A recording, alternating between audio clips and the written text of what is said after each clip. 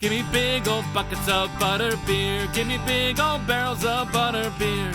Give me the drink I love so dear. And another round for my friend right here of the sweet old butter beer. Welcome to the Three Broomsticks. We invite you to pull up a chair, grab a butterbeer, and settle in for a hearty discussion about Harry Potter. I'm Sam Williams. I'm Sophia Jenkins. And I'm Ev McLaughlin. And today, joining us at the pub is our amazing guest, Leah Jamison. Welcome, Leah, and thank you also for suggesting the topic of this episode and putting so much work into the doc. You practically, wrote the whole structure of the episode, which is amazing. So please tell us a little bit about yourself, your Hogwarts house, your journey to Potter, favorite book, favorite character, anything else you'd like to mention? Yeah, sure. Well, first up, thank you guys so much for having me. It is an absolute pleasure. Love the pod, big fan. And my name is Leah Jamison. I guess my Hogwarts house, Gryffindor. Welcome, yay! Yes. 3 Gryffindors today. Indeed. Truly the best house. No, just kidding. Favorite character, Ginny Weasley. She's, I guess, the one I resonate with the most, the youngest of all the siblings, the girl that's like presumed shy at first, but then sort of like goes through a transformation and really comes into her own. So yeah, I guess Ginny, because of her character arc and because of just, I think I relate to her most. Favorite book, I'm so bad about this, you guys. I think I'll say the 7th because I tend to say the 7th. I just have the most vivid memories of reading the 7th because I was older. And so then that, I guess, brings us to my journey to Potter and the fandom. I started with book 3. I guess that's a little bit, abnormal introduction, but book 3 is one of my favorites and my favorite movie. And then I read 4 and saw the movies. I was living in France at the time, and I remember like watching the 3rd one with like the captions on, and it was just sort of like a weird finagled journey into it. I remember chapter 1 of book 4, I was just like so bored. I was like, what's happening? Where's Harry? Like, what's going on? Do I even want to read this book? And luckily I got to the 2nd chapter, and from there it's just been an absolute, I've been a huge fan of all the podcasts, all the movies, all the films, everything. So That's awesome. Leah, have you done any podcasting before? Your voice sounds very naturally fitting to the audio mode. My goodness, no, I haven't. I really haven't. I've been a guest once on Alohomora, and that's about it. I listen to plenty of podcasts. But... Well, maybe it's soaked in. Well, awesome. Yeah. What a cool journey to Potter, and always love having Gryffindors on the scene. No, yeah, absolutely. You just have a naturally amazing radio voice. I always think of it as a radio voice. Very jealous. I am in great company, I think. Well, thanks.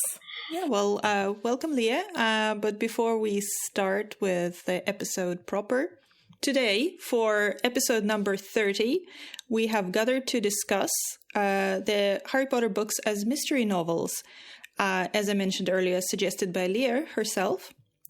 Usually, Irvin leaves a lot of links in the doc for the recommended reading, which then, make their way into the show notes for everybody to read as an extra stuff. So not this time. So I've done my best. But if somebody else wants to add any more to this list, please do. So with regards to Harry Potter books as mystery novels, when I was doing a little bit of research, because full disclosure, I don't know a huge amount of mystery novels. I tend to be a person who kind of like sits back and let the story take me along. I'm not sort of, I don't tend to sit there and think, oh, I wonder who did this. I wonder who did that. I just want to see how it all unfolds, and I'm just being swept along on the river of words. So while I was looking this stuff up, I came across an old Potterversity episode called Harry Potter and the Detective Ring, all the way back from 2018. So if you haven't listened to Potterversity, it's kind of a looking at Harry Potter from the academic perspective, and it's very good. It's very interesting. If you liked our strike episode, some of our guests, they're also... I think actually they are from Potterversity themselves, but they often appear on it anyway. So I would highly recommend it. I re-listened to it today, and it's very interesting. If you want to know more about ring theory and the kind of academic look at it, I definitely recommend it. And another one, which will come up in detail later, is a blog post all the way back from 2014, looking at Harry Potter as a whodunit. Excellent. Yep. Yeah. No, that's all great reading or listening. So go ahead and check those out, y'all. Before we get started, we would love to have a huge thanks to Shruka over at our Patreon who bought us this rounds of drinks at the pub today. Thank you, Shruka. Thank you. Yay. Yay! Yay! You did a great job. Thank you. If you'd like to buy us a round at the pub, head over to patreon.com/3broomsticks. That's the numeral 3 to sign up. We're offering bonus chats with the host, on episode shoutouts to our Patreons. We'll be getting Wizarding World D&D started soon, and I'll be reading some of my home-baked fan fiction for you all. Will be on there soon. So go over to Patreon to get access to those tiers. We would really appreciate your help in keeping the lights on at the Three Broomsticks so we can talk about Harry Potter for a long time to come. And before we get into the episode proper, let's raise a toast. And today we're offering a toast to the comments on episode 27, which was Shipping Hermione Granger, which was super fun. So if you haven't listened to it yet, please do. We raise our glass to commenter Absent-Minded Raven, who comments a fair bit on our episodes. Just thank you very much for that. But I think he was especially on fire for this episode. I just loved his comments so much, so many of them. So I was having trouble picking my favorite one. And also, I haven't been on an episode for nearly a month, so please indulge me with a slightly longer comment that I picked from Absent-Minded Raven. So granted, you are indulged. Thank you. So he said, the conflict styles of the characters can be a good indication of compatibility. Ron and Hermione give each other as good as they get and probably have some pretty wild makeups. It takes a lot to get Harry upset enough to fight rather than sulk and avoid, and he seems to scare Hermione, whereas Ginny can hit him with a precision, lucky you, and he immediately deflates. Which I thought was a fun way to think about it, and it kind of applies to, obviously relationships outside of Harry Potter. And honorable mentions go into a couple of other comments that I wanted to mention were a good mindset about relationships is that there is no right person, TM. Couples that work do so because they cooperate more than compete. Love is a battlefield, but you are on the same side. How lovely is that? Isn't it great? That's sweet. Okay. And one last little bit that I wanted to mention, just purely for the butterbeer aspect of it. During that episode, we talked a lot about Draco, obviously, because it's Hermione episode. And one thing that Absent-Minded Raven mentioned was that none of them, speaking of the trio, are ever likely to invite Draco out for a butterbeer. I rather like the epilogue's distant nod as an indication of how they'd treat good Draco. So that made me think. So parents drop off kids at the platform 9 3/4, 11 o'clock, there's only one train, they leave. So do then all the parents go for a pint at the Leaky Cauldron? Oh. I wonder if it's a holiday at the ministry. I was just like they're just like, this that. is Hogwarts Day. Yeah, because like 11 a.m., like there are all these parents who just can't go to work that day. Yeah, it should be a holiday, and I would imagine if it is that they probably do go for a pint. Yeah, I mean, it must be that Hogsmeade and Diagon Alley just bustling that day. Yes, I think it could be such a nice bonding moment for the parents as well, because if maybe this is your first kid ever going to Hogwarts and you're nervous and you just drop them off, and then some of the more experienced parents can sort of console you over a butterbeer or fire whiskey or whatever have you.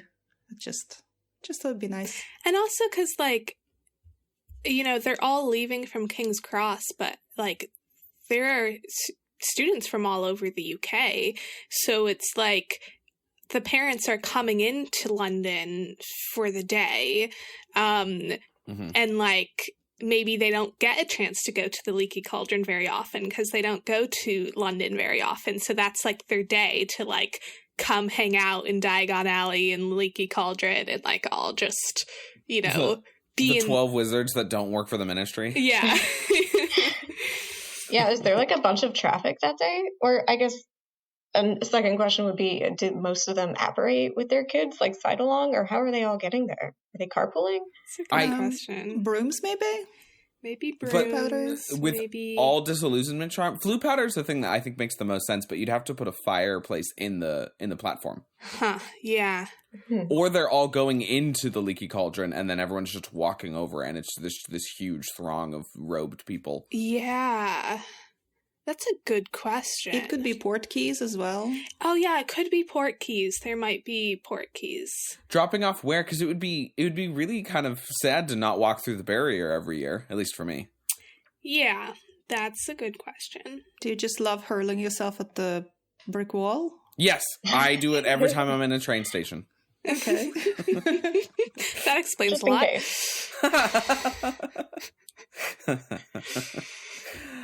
Yeah, that's fascinating. Not that this has anything to do with the comments about relationships, but I do wonder. It really doesn't. But since when do we stay on topic? Yeah.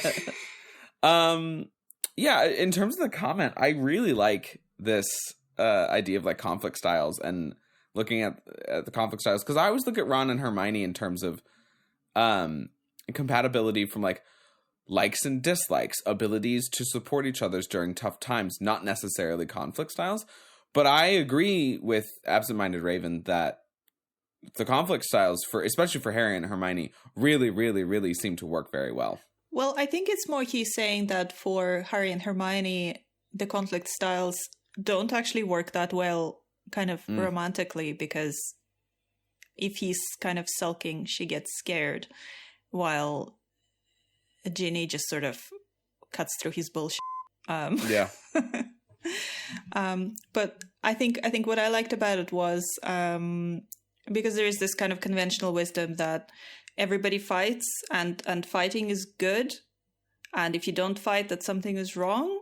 But I think it's more subtle than that, and I think Absent-Minded Raven really puts his finger on what it's not that you fight or don't fight, it's how you do it. And why you do it is what's important. Totally. Yeah. Good notes here from Absent-Minded Raven. That's a good comment. Yeah. Thank you again, Absent-Minded Raven. Yeah, thanks so much, Absent-Minded Raven. We always love your comments. Everybody who's listening, we would also love your comments on the episode. So if you can find the time to head over to our website and comment on the episode, we'd love to read your comments. They're always great to see. But now, we shall dive headlong into our main discussion, the Harry Potter series as mystery novels. Go for it, Leah. Ooh, okay, sorry. Okay, well, so this idea, I have to give credit where credit is due. So it was a conversation I heard on another podcast that was Potter related that I think Irvin and Sam were a part of, and it was a tangent off of Goblet of Fire. I forget which chapter, honestly. I think it was probably the one where they get on the train or somewhere in the early stages. And I remember listening, and you guys got on this tangent, this epic tangent on inciting incidents and the concept of where each of these were.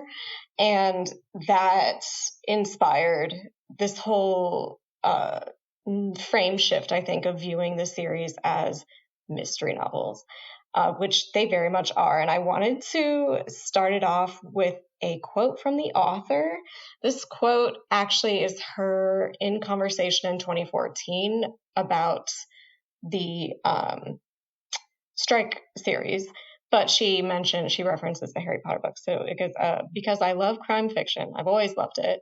I read a lot of it. And I think that the Harry Potter books are really whodunits in disguise. I think you've got 6 whodunits and 1 why was it? So that's J.K. Rowling's words.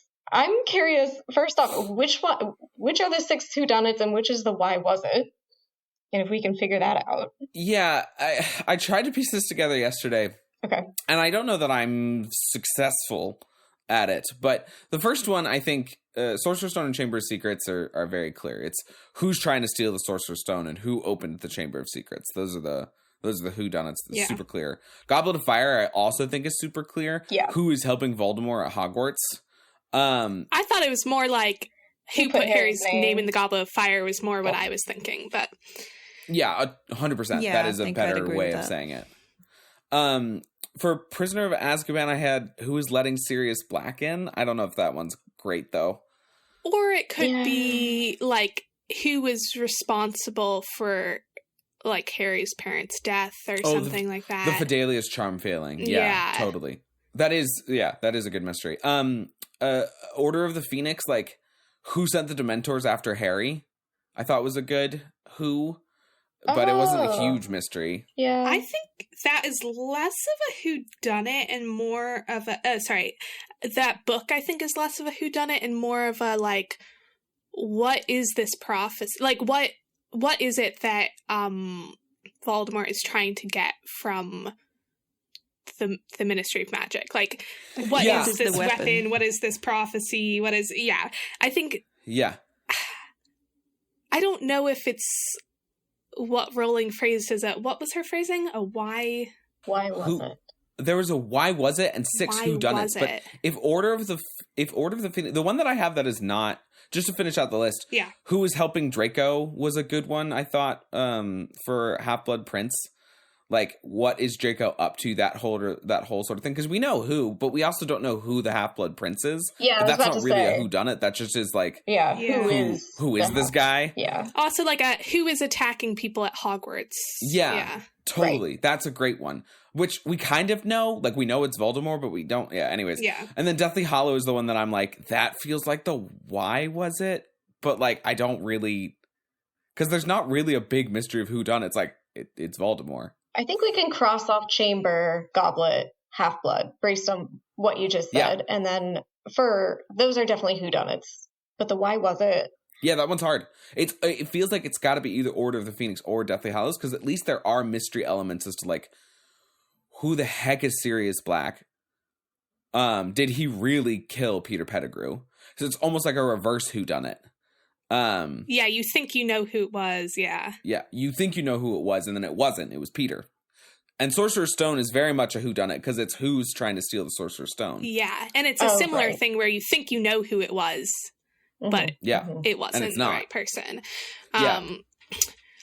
That's a good question. What is the central mystery of Deathly Hallows? I mean, I think there's a bit of a mystery of, like... Where are the Horcruxes? I mean, where are the Horcruxes? Yeah. What are the Deathly Hallows real? Like, you know, there are a lot of mysteries in there, but not, like, one central one in the same way. There's a thread. But I don't understand the why was it. There's, like, a who-based thread in Deathly Hallows that's sort of like who really was Dumbledore and who is Grindelwald and who is Snape.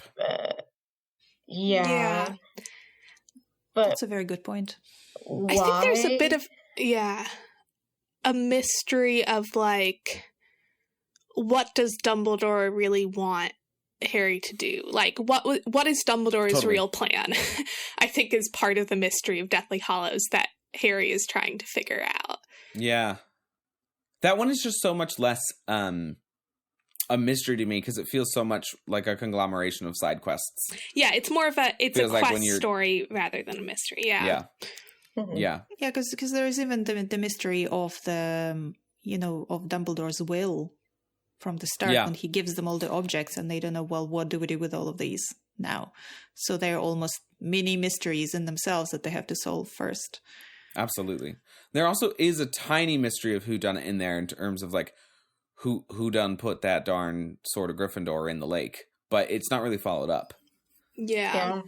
I mean, the truth is that like all books are like all fiction books are kind of mystery novels in a way, in that the mystery is always like what will happen next, and like there's always things that you're like, why did this happen, what will happen. So Deathly Hallows feels more like a mystery in that sense of like the way that most books are mysteries, in that you don't know why everyone acts the way they do, you don't know what's going to happen next, you don't know how it's going to end, but it doesn't feel like there's like a central mystery in the same way that those other books do. Totally.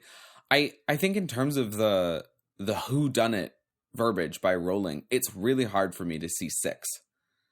I can definitely see it for Sorcerer's Stone, Chamber of Secrets, Prisoner of Azkaban, Goblet of Fire, and Half-Blood Prince, but I struggle to see the exact whodunit nature of Order of the Phoenix, and I just don't think it exists in Deathly Hallows. Yeah. I agree. Agreed. I agree. I think she might have just been painting broad strokes in the context of this interview. That's true. She is literally writing mystery novels and talking about those more than she was about Harry Potter. She went on in that interview to say, she was asked, how did that love affair with crime start for you? And J.K. Rowling says, probably, I know I was reading Christie's when I was quite young. All of the big 4, Marsh, Allingham, Christie, and Sayers, I've read and loved. Mm-hmm. I read loads of contemporary crime writers. So she seems to be that was part of her growing up. It was reading crime novels. And I know she's mentioned elsewhere reading Christie. I'm not like I don't know about you guys, but I'm not a huge consumer of mystery or crime novels. Yeah. I read a lot of Sherlock growing up, and then I read a bunch of Christie Agatha right after grad school, where it's like Halloween of whatever Poirot and Christmas of Poirot, and then Murder on the Orient Express, so I could see the new Kenneth Branagh movie. But other than that, I've not normally gotten into mystery novels. I find them either too easy to solve or too many red herrings that make it feel cheap. So it's hard for me to get into a novel that I'm like, cool, I feel surprised and yet inevitable by this. So you're basically too clever for the straightforward mystery novel. So you need a complicated mystery novel. Yeah, complicated mystery novels I like a lot more. Well, what I sometimes have critiqued about mystery novels is like, that there doesn't always feel like a lot of character development. Like often the main detective, like if it's a main detective in multiple books, like that detective doesn't really like change or grow as a person, or like even within the course of a book, it's not really about character development. And sometimes that has frustrated me because I really like character development. So that's one thing that I really love about the Strike series, is that it's all about like character development of the 2 main detectives. Like that's really something that I think changed about the sort of mystery genre. And I think like Harry Potter like has that mystery element, but it's not just about, none of the books are just whodunits. They're also about like understanding like the depths of human nature and characters and how they change and how they're more complicated. So I think that like Rowling has taken the sort of genre of mysteries, but has changed it in a way that to me is much more appealing than some of the classic mystery novel tropes. Yeah. Sophia, this is your spiel on twist endings. Oh, okay.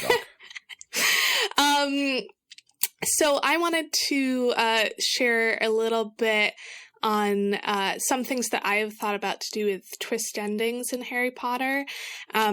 So for those of you who don't know, which might be all of you, I don't know, I did an MFA in writing for children and young adults, and I did like a thesis, like a critical thesis project for that, and it was on twist endings, and especially twist endings in middle grade books. And I'm not going to give you all everything that I sort of wrote about. Maybe I'll do a Patreon episode to give you more information. But one of the books that I talked about in my thesis was the first Harry Potter book. And I think that Rowling creates incredible twist endings, and that's part of sort of the whole mystery nature of these books. And how I would sort of define twist endings here would be like an ending where the information you get in the ending sort of shifts how you're seeing everything that came before it. Like all of the clues that came before it, you're suddenly interpreting through a new lens. So often in Rowling's novels, there will be like and often with twist endings, there would be like a red herring storyline, which is sort of the storyline that either the characters or the reader believes is true. And then there's like the true storyline that's like the actual sort of the true interpretation of events. And if we think about Sorcerer's Stone, the sort of red herring storyline is that Snape is the one that is trying to steal the Sorcerer's Stone. And the red herring is generally something that fits with the reader's pre-existing beliefs or desires or sort of how they view the world. So in this case, it's very believable that Snape would be the one who is trying to steal the stone because he's a bully. So especially if you're thinking about like a middle grade audience, like at that age, you still see most people in sort of a more black and white way. Like you're just starting to understand that people can be morally gray. So it's easy to sort of believe, okay, someone is a bully and therefore they are also evil. Like that whole distinction that Sirius makes of like the world is not split into good people and Death Eaters, like that is still like for like an 11-year-old reader, like not common sense. So there's this idea of like, okay, Snape is a bully, so of course he is going to be the one who is stealing the Sorcerer's Stone. Right. And then once that red herring storyline is set up that fits with your pre-existing beliefs about the world, then your confirmation bias just comes into play. So for those who aren't familiar, confirmation bias basically just that once you believe something, you're more likely to sort of pay attention to information that fits your pre-existing belief. So as you're reading through that book, you're only really paying attention to the clues that fit the belief that Snape is the bad guy, and not any clues that Quirrell is the bad guy. So like when Quirrell lets the troll into the dungeon, you're immediately like, oh, like Snape went to the third floor corridor. That's really suspicious. But you're not thinking, oh, isn't it suspicious that Quirrell was in the dungeons during an all-school feast? Like, why was he even there? So, like, your confirmation bias means you're only paying attention to the clues that fit your pre-existing belief. And then you're completely taken by surprise by that twist ending at the end because you just had this clear idea that Snape must be the one. And then once you have that ending, you can go back and look at all of the clues and realize that, you know, you kind of tricked yourself there through not paying attention to all of the clues that were leading to opposite explanations. Yeah. I think dropping clues in books like that, it's sort of Rowling does it quite well, I think. This idea of like, if you're reading a book, you are reading the words in a way that in a movie you can sort of like have something lingering in the background, or it's just like a really quick scene or something. But like, I think Rowling, like for example, in book 6, like just dropping clues in plain sight. The whole thing with Crabbe and Goyle, they pass by Crabbe and Goyle as girls outside the 7th floor like 2 or 3 times, right? And you don't really notice it until you go back and read. And I just think it's fascinating, the idea of dropping little clues throughout the books. I'm sure there are more examples. That she does so often and quite well. I also think what is really interesting is that most people don't think of themselves as reading mystery novels, which I think also allows her to like play with people's expectations and stuff even more. And that like when you're reading a mystery novel, usually like the main detective doesn't they don't like say, oh, I think this person is the one who did it. It's more like you're trying to figure out what they are figuring out, and like you don't get to be inside their head quite in that same way. Whereas with Harry, like you're in his head, he is saying, oh, I think that Snape is the one who stole the Sorcerer's Stone. This is my interpretation of the clues. And especially as a young reader, when the main character is telling you their interpretation of the clues, you're like, oh, okay, that makes sense. That's a good interpretation. So you don't even think about other interpretations of the clues. And I think what's really interesting is that as Harry and the reader age, we sort of get wise to the fact that Harry usually has the wrong interpretation.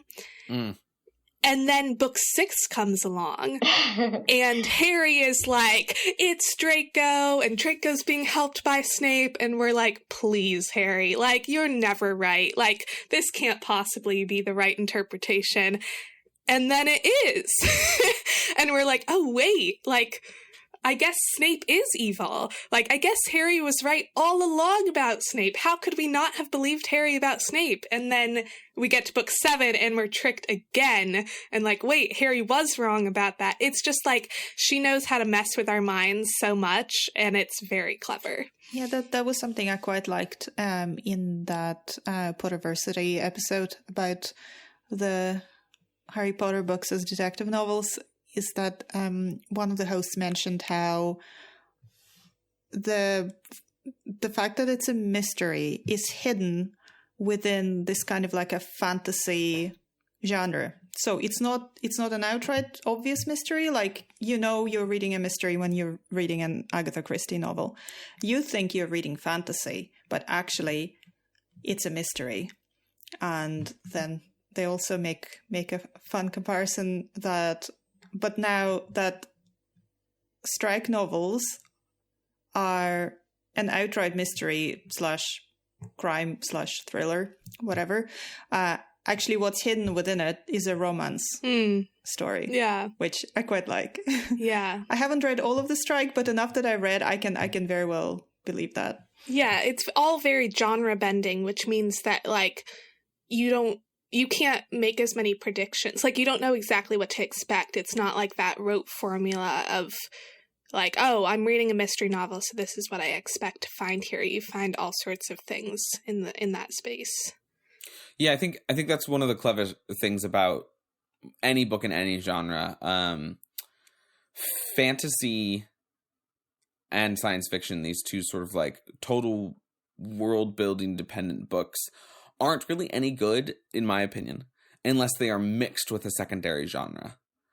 So mixing fantasy with the whodunit, I think works really, really well for Harry Potter, because you are captivated by real life stakes of a whodunit. Like, that could happen. And then all of these tools around you can be used to manipulate the reader.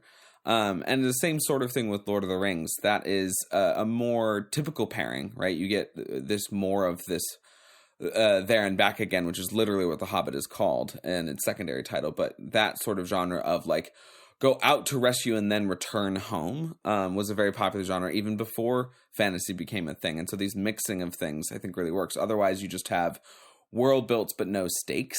And something actually needs to happen.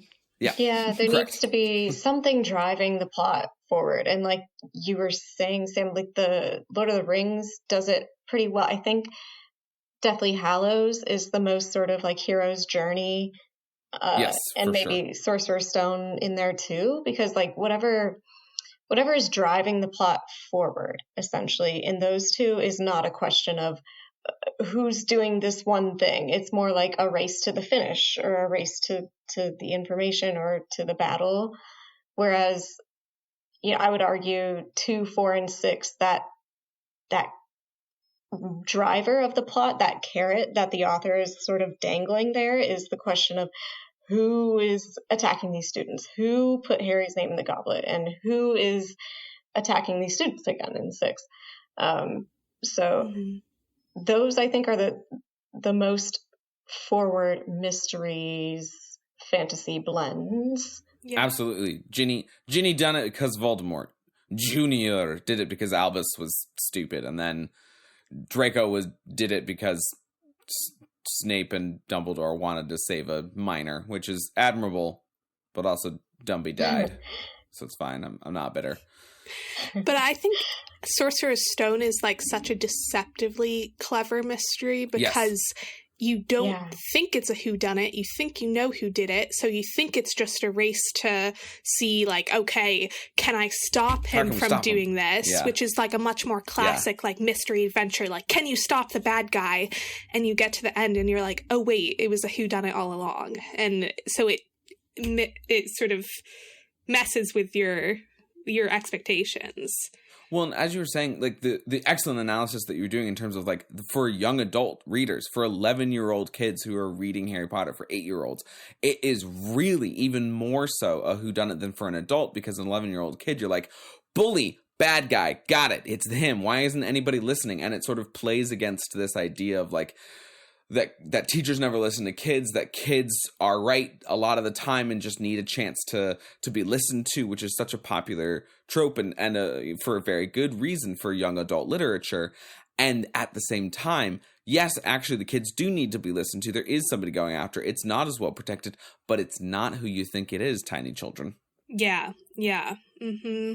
It's like Harry has something to learn from this whole adventure. It's not just like I'm learning to be braver or whatever. It's like what he's learning is actually a much more complicated and sophisticated thing, which is that human beings are complicated.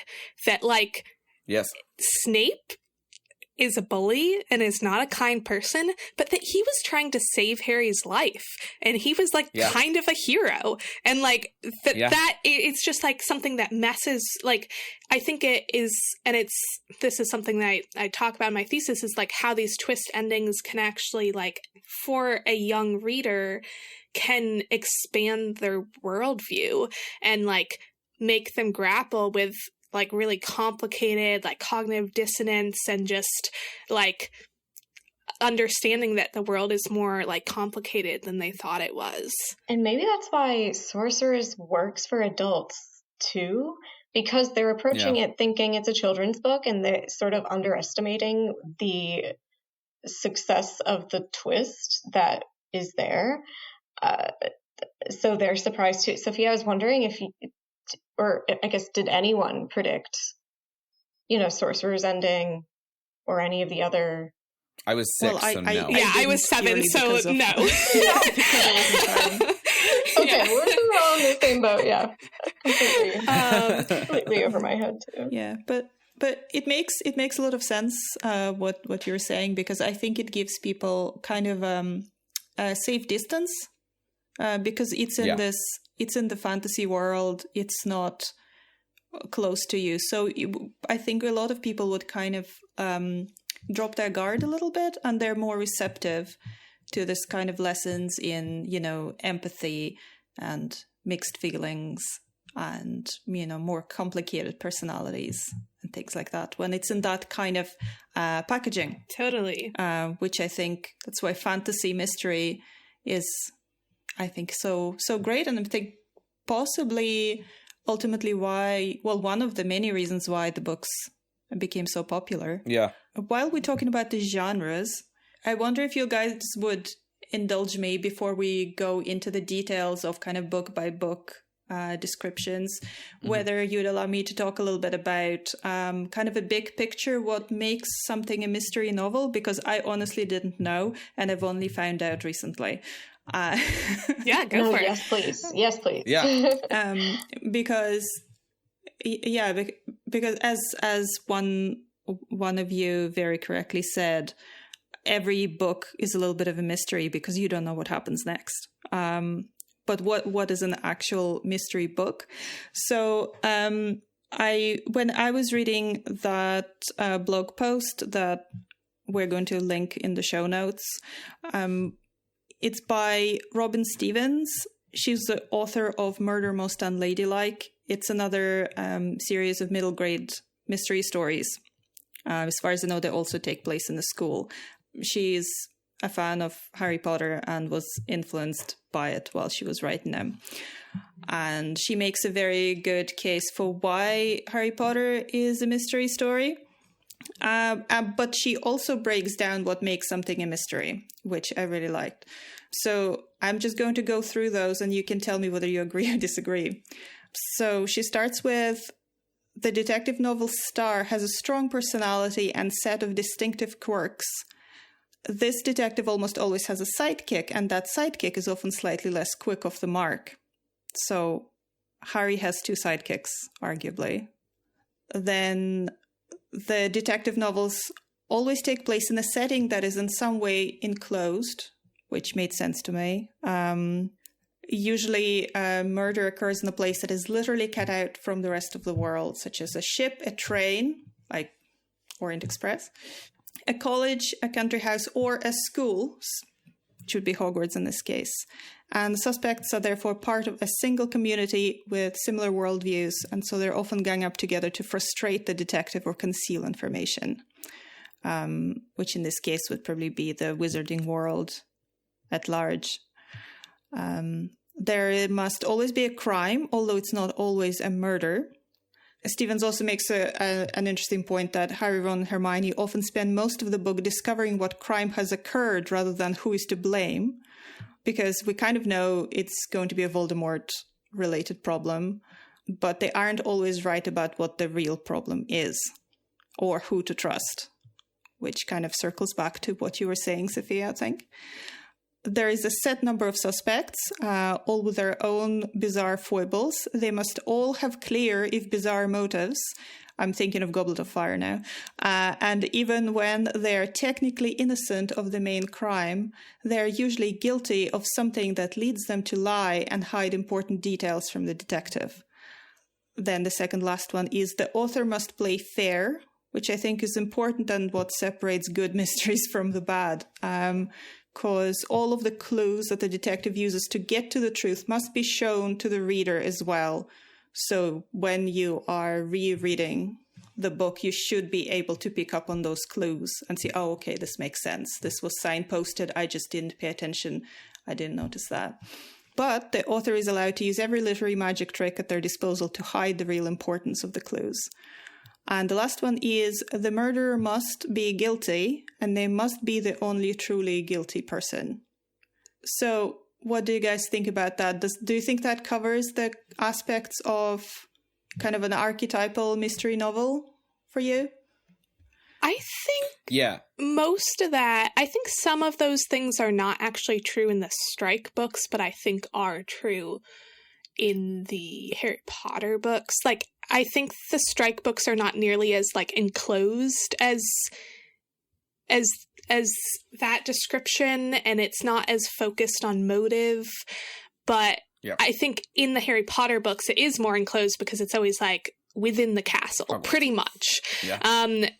So I'd say for the purposes of our Harry Potter conversation, I think that makes sense. Yeah. I think also the author must play fair, that all clues that the detective uses to get to the truth must be shown to the reader as well, is such an important and essential part of a good mystery novel. There are mystery novels where that doesn't occur, but they feel cheap. It's like the mystery genre version of, I found a magic sword in the last second, even though that wasn't at all part of it. And now I can go kill the dragon in one stroke. And it feels unearned because it just sort of popped up out of nowhere. And it makes the whole story prior to that pointless, really. Yeah, completely pointless. And so if you know, we see this a lot in TV and movie mysteries where somebody whispers something at the end and then they go into the big thing and reveal that one piece of evidence right at the end. And that can be interesting in a visual setting where you can see the clue being given but not being heard. But in a book setting, if you omit it completely and then you go in, it feels completely unearned.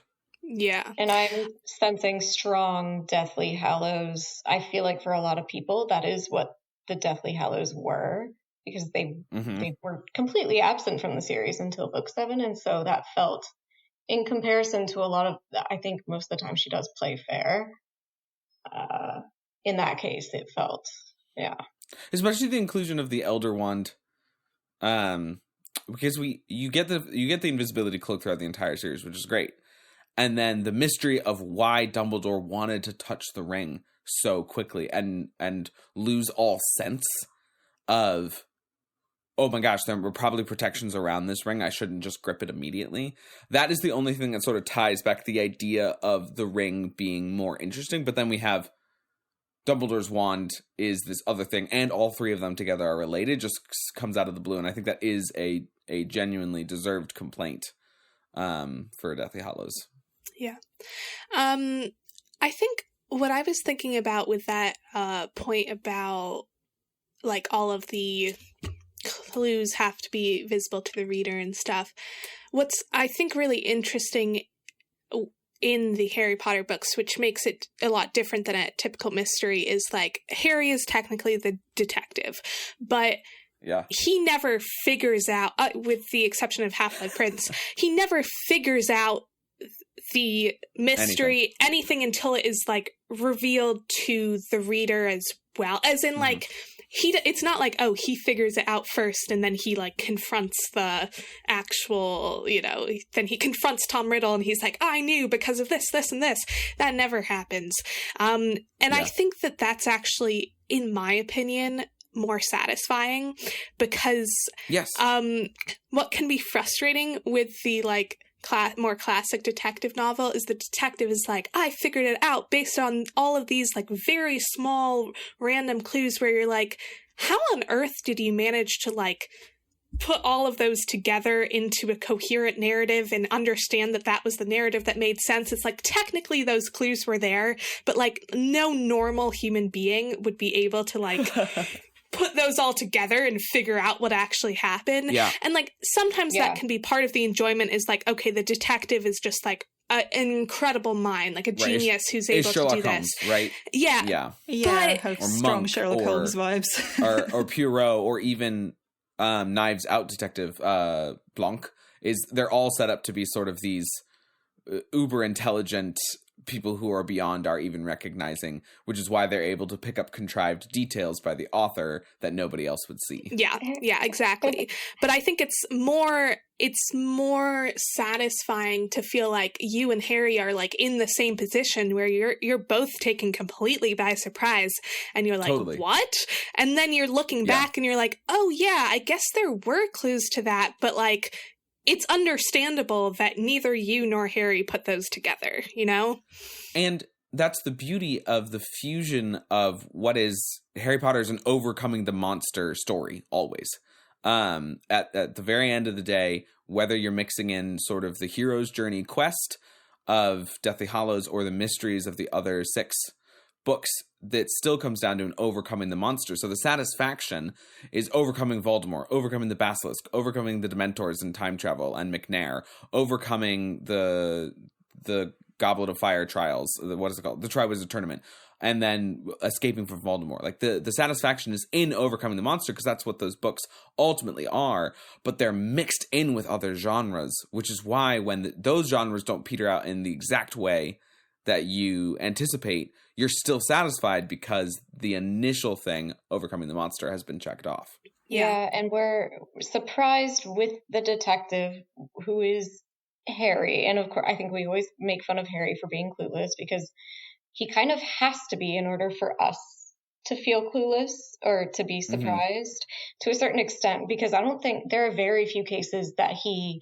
does the Sherlock where he pulls something, because he can't hide that from us. We are part of his subconscious train of thought. He couldn't figure something out without sort of telling us that, unless it's like this, it would be like weird writing. I can think of one example, one exception to this, which is because I was just reading, it's in Deathly Hallows when he goes back.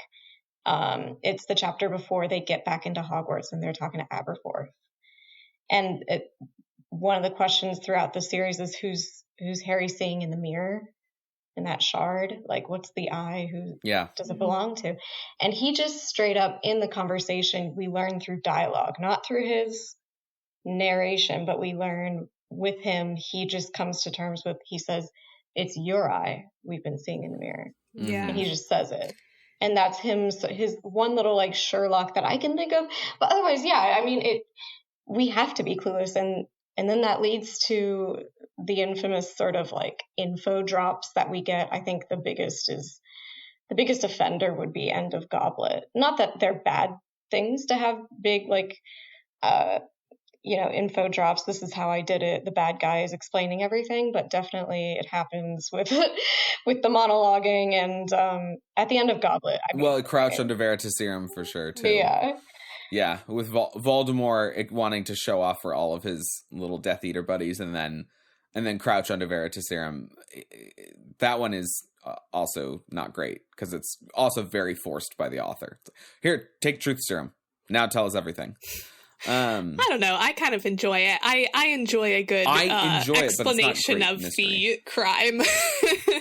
and there's kind of a lot of build up to it, so it feels earned at that point. There's a lot of stress and it's like a really dramatic scene right before that, and then you get all the information, so that does not bother me in the slightest. But they're not just like sitting there having a cup of tea in their sitting room and going, dear Dumbledore, this is exactly what happened. Yes, very true.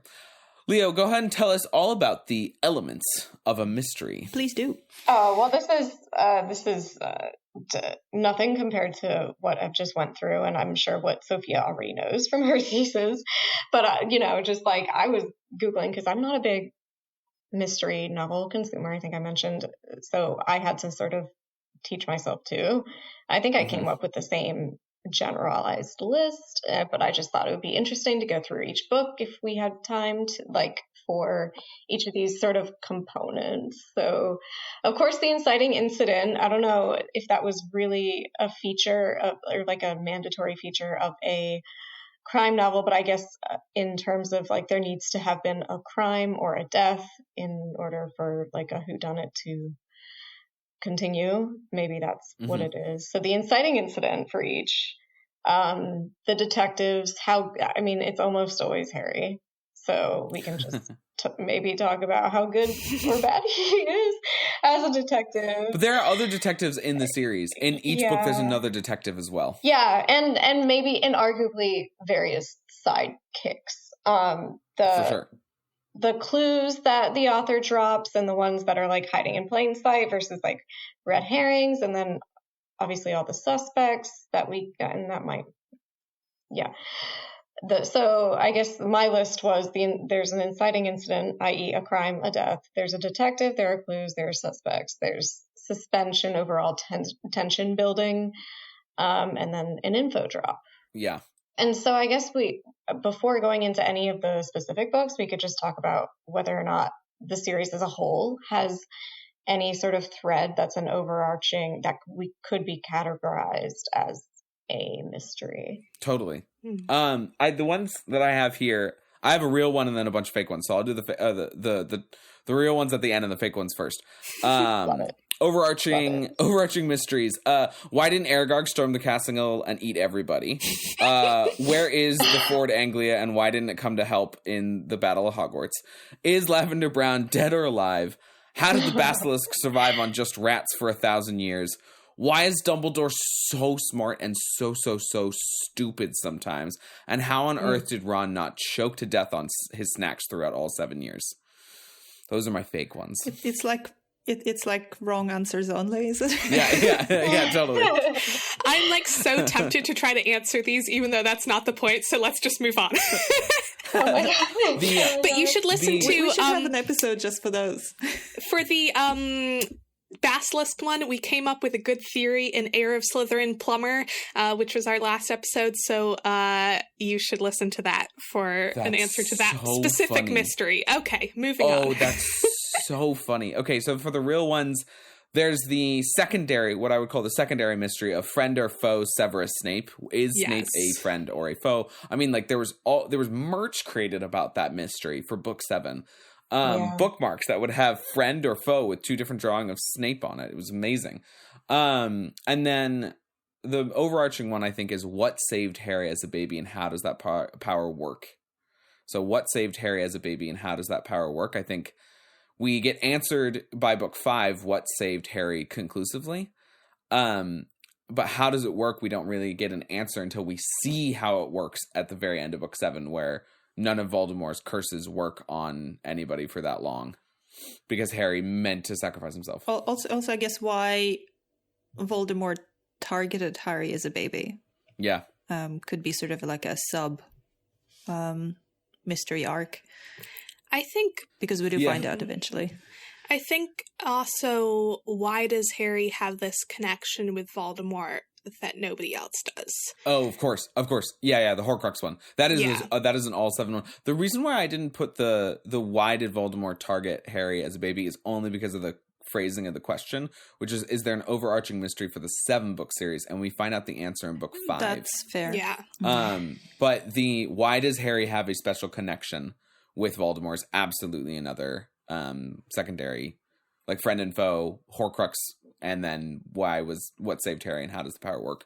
Yeah, I would even group the 3 together. Like, yeah, totally. Yeah, because I think they do connect to each other, because the question of what saved Harry actually connects to is Snape friend or foe, because like part of the reason that basically the reason that Lily was able to make the choice to sacrifice herself for Harry was because Snape asked Voldemort to spare Lily, and you don't learn that until you learn at the very end of book 7. So I think those do connect to each other. Yeah, totally. Nice. Cool. Excellent. Yeah. Well, listeners, if you have any answers to the other fake ones about Aragog storming the castle, the Fort Angler, Lavender Brown, Basilisk, why is Dumbledore so smart, and how did Ron not choke to death, please put them in the comments section. I would love to read your guys' thoughts. And on to the books. We've got Philosopher's / Sorcerer's Stone. The real mystery is, why did they change the title? Because they think Americans are afraid of the word philosopher. They thought it was too.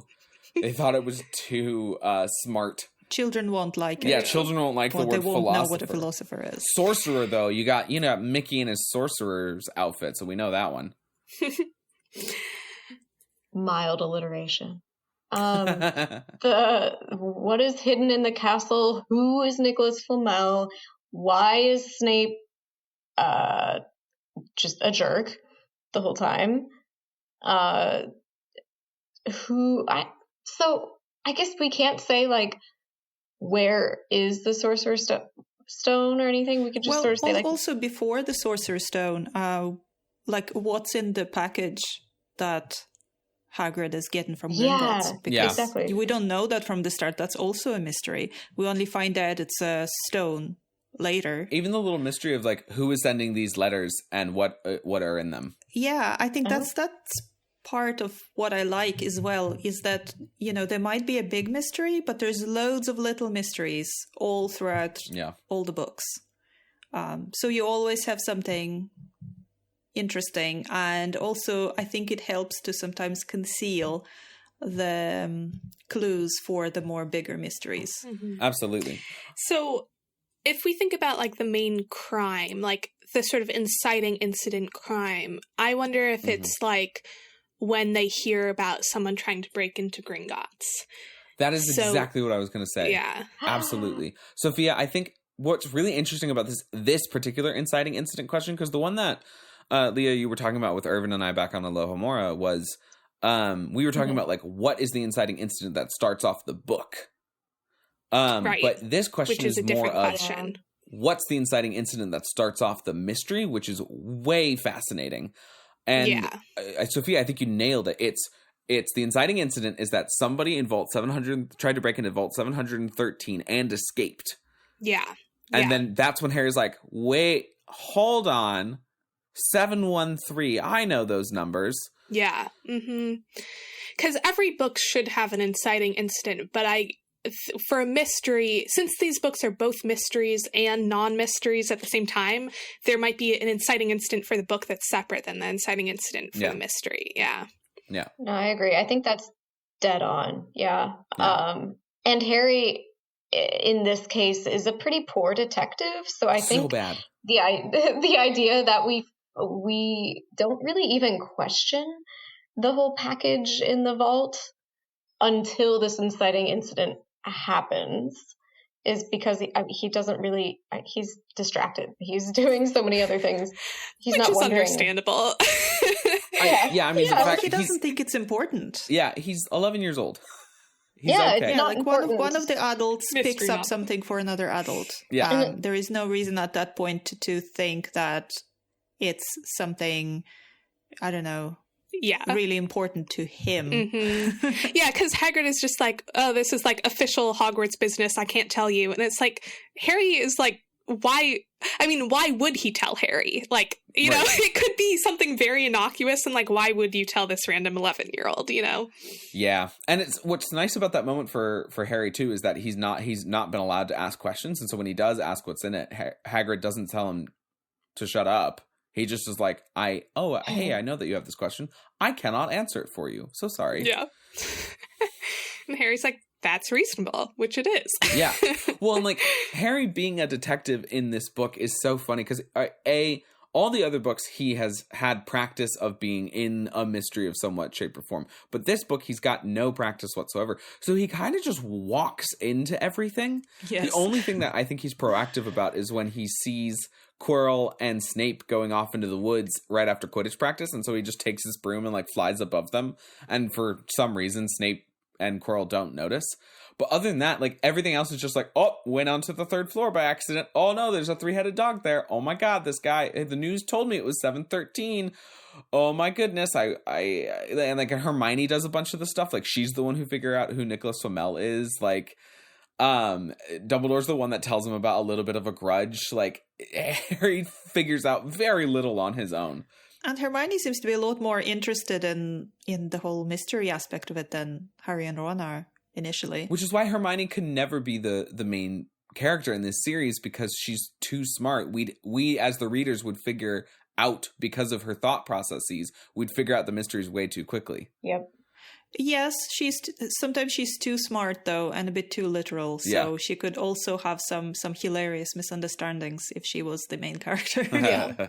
So Harry's main suspect is Snape, even though Hermione kind of, I think, is skeptical at first, but then I guess she's, after the Quidditch match, maybe she's converted to Harry's side. But like his suspect is Snape. But he never really thinks through like, oh, I guess it was Snape that went into Gringotts and stole the package, and he's the one that let the troll in. And I think the only thing we really get, I guess Harry points at Snape for the troll and for stealing the stone when it's about to happen that night. Yeah, I mean, he definitely thinks, they talk about like, oh, Snape let the troll in so that he could get to the 3rd floor, and that's why the dog bit him. But he literally never thinks about Gringotts again. I'm pretty sure that like Gringotts never gets brought up again. He's never like, oh yeah, Snape must have gone to Gringotts to steal it that day. What a weird time. Yeah. Yeah, so Harry's just flat out wrong. He gets into the chamber, or not into the chamber. Well, it's kind of a chamber. He gets into the dungeons, and he's like, all right, Snape. And he turns around to the Quirrell, and he's like, oh, dang. And there are no other suspects in Philosopher's Stone, I think. None whatsoever. It's just Snape. Yeah. Which is cool in terms of setting up the like foe versus friends storyline. Like Sorcerer's Stone ends up being like the spearhead of that whole movement. And spearheads Hermione's whole skepticism around Harry when she's like, you always think it's Snape. And we're all like, yeah, you always think it's Snape. And even Remus is like, you always think it's Snape. And Harry's like, I do always think it's Snape. But it is. And it all came from Philosopher's Stone. Yeah, it really does. And do we get fair hints from the author, like clues that it is indeed Quirrell? I mean, I would argue we get like knocked over the head with them. In terms of him running in with the troll and Sophia. Totally. Yeah, I think we get fair clues, and I think like that conversation between Snape and Quirrell, like Harry has his interpretation of it, but it's not like it's because he already thinks that Snape is bad that like he interprets it the way that he does. Like, if it wasn't Snape who was asking Quirrell those questions, he might have some more questions. Like, if it was Professor McGonagall asking Quirrell those questions, he wouldn't necessarily be like, oh, like, Professor McGonagall is trying to bully Quirrell into, like, giving him this information. He'd be like, like, I trust Professor McGonagall. Maybe Quirrell is the one who's, like, up to no good. So it's really because he dislikes Snape that he interprets it that way. The Quidditch match part, I'd say we don't get like a strong, like we don't see that Quirrell is the one who's cursing Harry's broom, but we do get the moment when like Hermione knocks over Quirrell and stuff like that. So, it's not like an obvious clue, but it's there. Like you can go back and find it. Yeah. It's interesting because the reader ends up being the main detective in Sorcerer's Stone. Not Harry, because we get all the clues through Harry's passive observation in the text and not actual Harry's thoughts. Yeah, but his observations are good. His interpretation then is not necessarily very correct. Right. But we're given his observation as well, not just his interpretation. So we can make our own conclusions if we want to. Which is great. Because like, say what you want about Harry, he's pretty observant when it's important to him, if it's something he cares about. So we might not trust him and his conclusions, but at least we get enough for ourselves. So totally, if we wanted to, we can see it. Yeah, which I think is the brilliance of that novel. Yeah. Mm-hmm. Chamber of Secrets. Yeah. Main mystery here. Who opened the chamber? What do you guys got for inciting incidents? I would say the writing on the wall chapter. Yeah. With Mrs. Norris and the Chamber of Secrets has been opened. Enemies of the air, beware. Totally. The first victim is a cat. Yes. Yeah. I think there's an argument to be made for Lucius slipping the diary into the Ginny's cauldron, but in terms of like actually setting off the mystery of like the mystery is now afoot or the game is now afoot, it's got to be Mrs. Norris and Enemies of the Air Beware and Chicken Blood. And where are you guys at on Lucius's intent on that? Like, did he know what he was that like, could you consider that a crime? Like, was there plausible malintent? I mean, I would say definitely malintent. Absolutely is it a crime? Malintent. I'd say since it's a dark object that he is giving to an 11-year-old, I don't know if it's technically, I don't know what the technical laws are in the wizarding world, but I would argue a crime, sure. Well, we know that he's not allowed to have dark artifacts, and so I'm sure that owning the dark artifact or moving the dark artifact is illegal in either sense. Yeah. I think it is a crime, but Harry is not aware of it as a crime, which I think means that it's not the inciting incident, because I think the inciting incident sort of has to be something where like the detective learns about the crime. Absolutely, you're right. Yeah, and I think even often like the general public learns about the crime, which is the case in the first one, and then I think in the first Strike novel, and then in this one too, the whole school is made aware. Yeah, because we don't really find out about it until the very end. Like, we know it happens at the start, but only as a result of the rest of the story. Right. Yeah. It's not until the end that you realize that crime happened. Which makes it, Clues? I don't know if it's like, yeah, clues. That being a clue, like, I don't know as a reader if anyone could be expected to guess that it was Ginny. Like, in terms of playing fair, I don't know. Yeah, I think you're correct there. I think they do it in the movie. Like, she's in the background of a lot of things in the movie with different stuff happening. Yeah. I think you still could in the book, because I specifically remember there was a time she tries to say something to Harry. Yes. And she gets interrupted by Fred. And she's looking kind of pale, and people think that she's getting sick, but she's just being weird.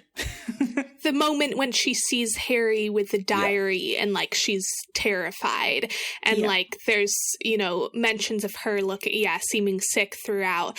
And I think, you know, it depends on your definition of playing fair, because I think with a lot of these things, it's like, could the reader be expected to guess that? Like, no, I don't think most readers would guess that, but like, Harry doesn't guess it either. Like, you know, like there's information like at the end where you look back and you're like, oh, there were clues to that, but that doesn't necessarily mean that it's not like a brand new thing happening. It's like there were signs before. There were signs, but that doesn't mean it was like obvious or that you're dumb for not figuring it out or anything like that, you know? Yeah, no, that's true.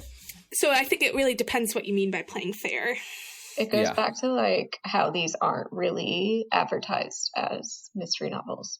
But had number 2 been, I think maybe more people could have gotten it if they were really primed to look. And I think too there's the clue of like, we know it's a Gryffindor because Harry's room gets trashed in Gryffindor Tower. Yeah, I was just going to say that. Yeah. And at the very beginning, when they're leaving to go to King's Cross, there's a moment where Ginny yells like that she'd forgotten her diary. I forgot my diary, yeah. And also, there's the clue that we learn. I don't know if we know that Voldemort's supporters and Voldemort himself calls himself the Dark Lord, but there's that clue in the Gilderoy Lockhart's Valentine's Day fairies going around, or what is it, a gnome? Is it I forget what, but it comes around and gives a singing telegram to Harry from Ginny, and in that it says the boy who conquered the Dark Lord, and Ginny would have no reason to use that. It's Tom Riddle who helped her write that love note. Yeah. Which is a hilarious idea. So funny. Yeah. So if we think about like suspects as well, we have more suspects in this book. Yeah. Than Draco. Because this is more of a classic whodunit. Yeah. So we start with Draco, who seems like a very good suspect. And they do some great detective work. Yeah. They do. Looking into Draco. Yeah. Absolutely. So, sort of Hermione's ideas, but still being spearheaded by Harry's drive of it's Draco. Yeah. And like, unlike in Sorcerer's Stone, where they kind of passively think that it's Snape, this time they're like, we have to prove that it's Draco. And, you know, if it had been Draco, they would have gotten some good proof, like, from the Polyjuice Potion and all of that. Like, it was a clever idea. But, you know, does not work out that way. Yeah, it's Draco who's a main suspect for a while. It's Hagrid who's a suspect for a little bit. If you're paying attention, Diary Tom becomes a suspect. Ginny becomes a suspect. There were fan theories that Gilderoy, for people who were reading it and posting, there were fan theories that Gilderoy Lockhart was the guy, thinking that the Defense Against the Dark Art teacher was always going to be bad. And then I can't remember if anybody else was a suspect. But there is quite a lot of suspects, to be fair. Yeah, I mean, Harry himself, if we're talking about just like the school suspects. Yeah, somebody. Harry himself, because the school kind of thinks it's him. Make way, heir of Slytherin coming through. Yeah. Oh, and Aragog. Aragog is a suspect. Right, because it's not only who's opening it, but what's the monster. which Yeah. And that's that. that's a really good mystery that Harry does a lot better detective work on, I would say. I like what they did with Draco, but then they kind of dry up on how to figure out who's opening the chamber, and it becomes more of like, what is the monster in there? And that's when I think Harry really shows himself as a great active detective, because he goes to there, talks to him, and does like a detective interview with a suspect, and then has to run for it, but still manages to go and do all of it. And then eliminates Hagrid as a suspect after that interview. Yeah. And because of his parcel tongue, is able to suss out that it is indeed a basilisk with a lot of help from Hermione. Yeah. And it's interesting, like, that he doesn't go into that end confrontation with Tom with any real suspect of who the heir of Slytherin is. Yeah. Like, they have just like ruled out Hagrid, and then they have this, like, all of this drama, and they go to the Chamber of Secrets. So, you know, it leaves a little space in there that if the reader is like really taking a moment, stepping back and thinking about it, that they might be like, who else could be a suspect? Well, if Hagrid wasn't the real person, then maybe Tom Riddle, you know, like, there actually is space there that the reader could figure that out. I did not, but yeah, totally. Someone could. someone would be able to do it. Someone smarter than 8-year-old Sam. Yeah. So someone could at least suspect, and I think that's what makes it fun. Yeah. Even if you don't figure it out, you have a lot of different people to suspect. Yeah. And I think that, like, even if you figured out that it was Tom Riddle, I think that most people would probably still be surprised that Ginny was the one opening it. You know, like, so there's like two twists there. So like, even if you got one of them, you didn't necessarily get the other. Totally. And the last thing I wanted to mention about Chamber, just in my notes, was like the idea of tension building. I think it consistently, that is sort of the driving plot point, is people are getting attacked. There's another attack. Okay. And they're escalating. Okay. This one is like down in the chamber. It starts with a cat. And they're all weird. Yeah. And the school closure, the threat of school closure. And Dumbledore leaving, Hagrid being arrested, there being a Hermione camera, being petrified, water. Yeah. The mirror, all of it. So good. Prisoner of Azkaban. Main mystery. That's a hard one. Where is Sirius Black? How did he escape? What is he after? Yeah. Yeah. I guess this is like one similar to Sorcerer's Stone, where you think you know the answer, you know? Yeah.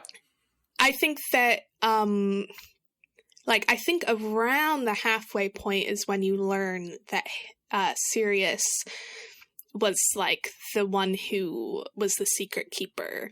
And that seems like, okay, you've sort of figured out like why was Mr. Weasley telling Harry, like, don't go after Sirius, whatever. Like, why is everyone, you know, like, what is the connection between Sirius and Harry? Like, you think you figured it out. Yeah. And then the question is, like, okay, is Harry going to be able to bring Sirius to justice for, like, you know, for doing this to his parents? And then at the end, you're like, oh, wait, this was a whodunit all along of, like, who was the real secret keeper. It's an excellent twist. That's what I was about to say. Yeah. It's probably the best twist of the series for me. For sure. Absolutely. Best twist, and really wonderfully tight ending with how they managed to do the time travel. It's a brilliant climax. Third auction. And it's really, really good. I have major questions around, like, is Harry even a detective in this book? He doesn't really actively pursue, like, why is everybody connecting me to Sirius?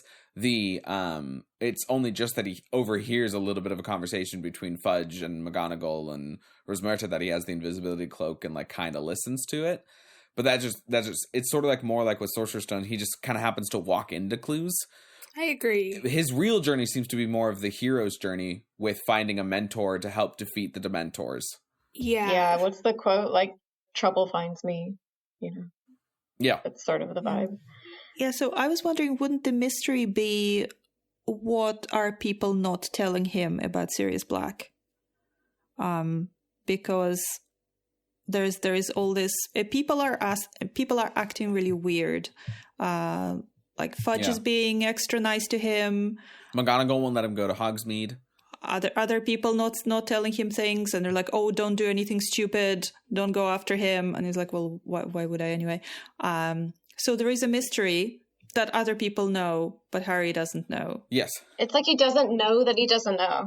Yeah. Yeah, but the thing is that mystery gets resolved like at the halfway point. Yeah. So that's why it doesn't feel like the overarching mystery to me, or like it's the mystery that Harry might think he's solving and then he thinks he's solved it, and then the rest of it is him being like, what do I do with this information? Yeah, it's very much an overcoming the monster story, because Sirius Black represents the monster of destroying his family, and then the twist is that, oh no, it wasn't at all, it was actually Peter, and that's what makes it somewhat of a whodunit, the mystery there.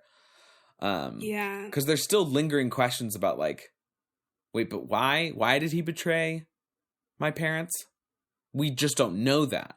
So we find out, oh, everyone's treating me weird because he betrayed my parents. There's the halfway mark, but we don't know why, and Harry's not really worried about why. He's only worried about revenge, which gives us a nice little almost Hamlet-like revenge motif theme, where it's like, oh, revenge isn't good because you never know all the information. But that's not a mystery. Yeah. Yeah, this novel to me is a lot more of a like coming of age type story. For sure. With a mystery in the background.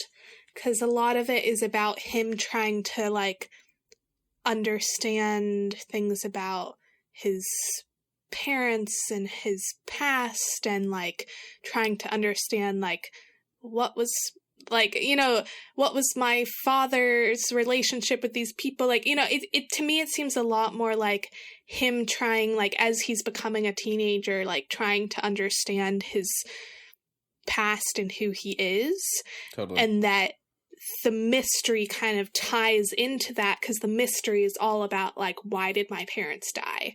And like the Dementor part, like you were talking about, like the overcoming the monster, he's learning about how his parents died. Yeah. And so it's like all about him trying to figure out his past and like who he is.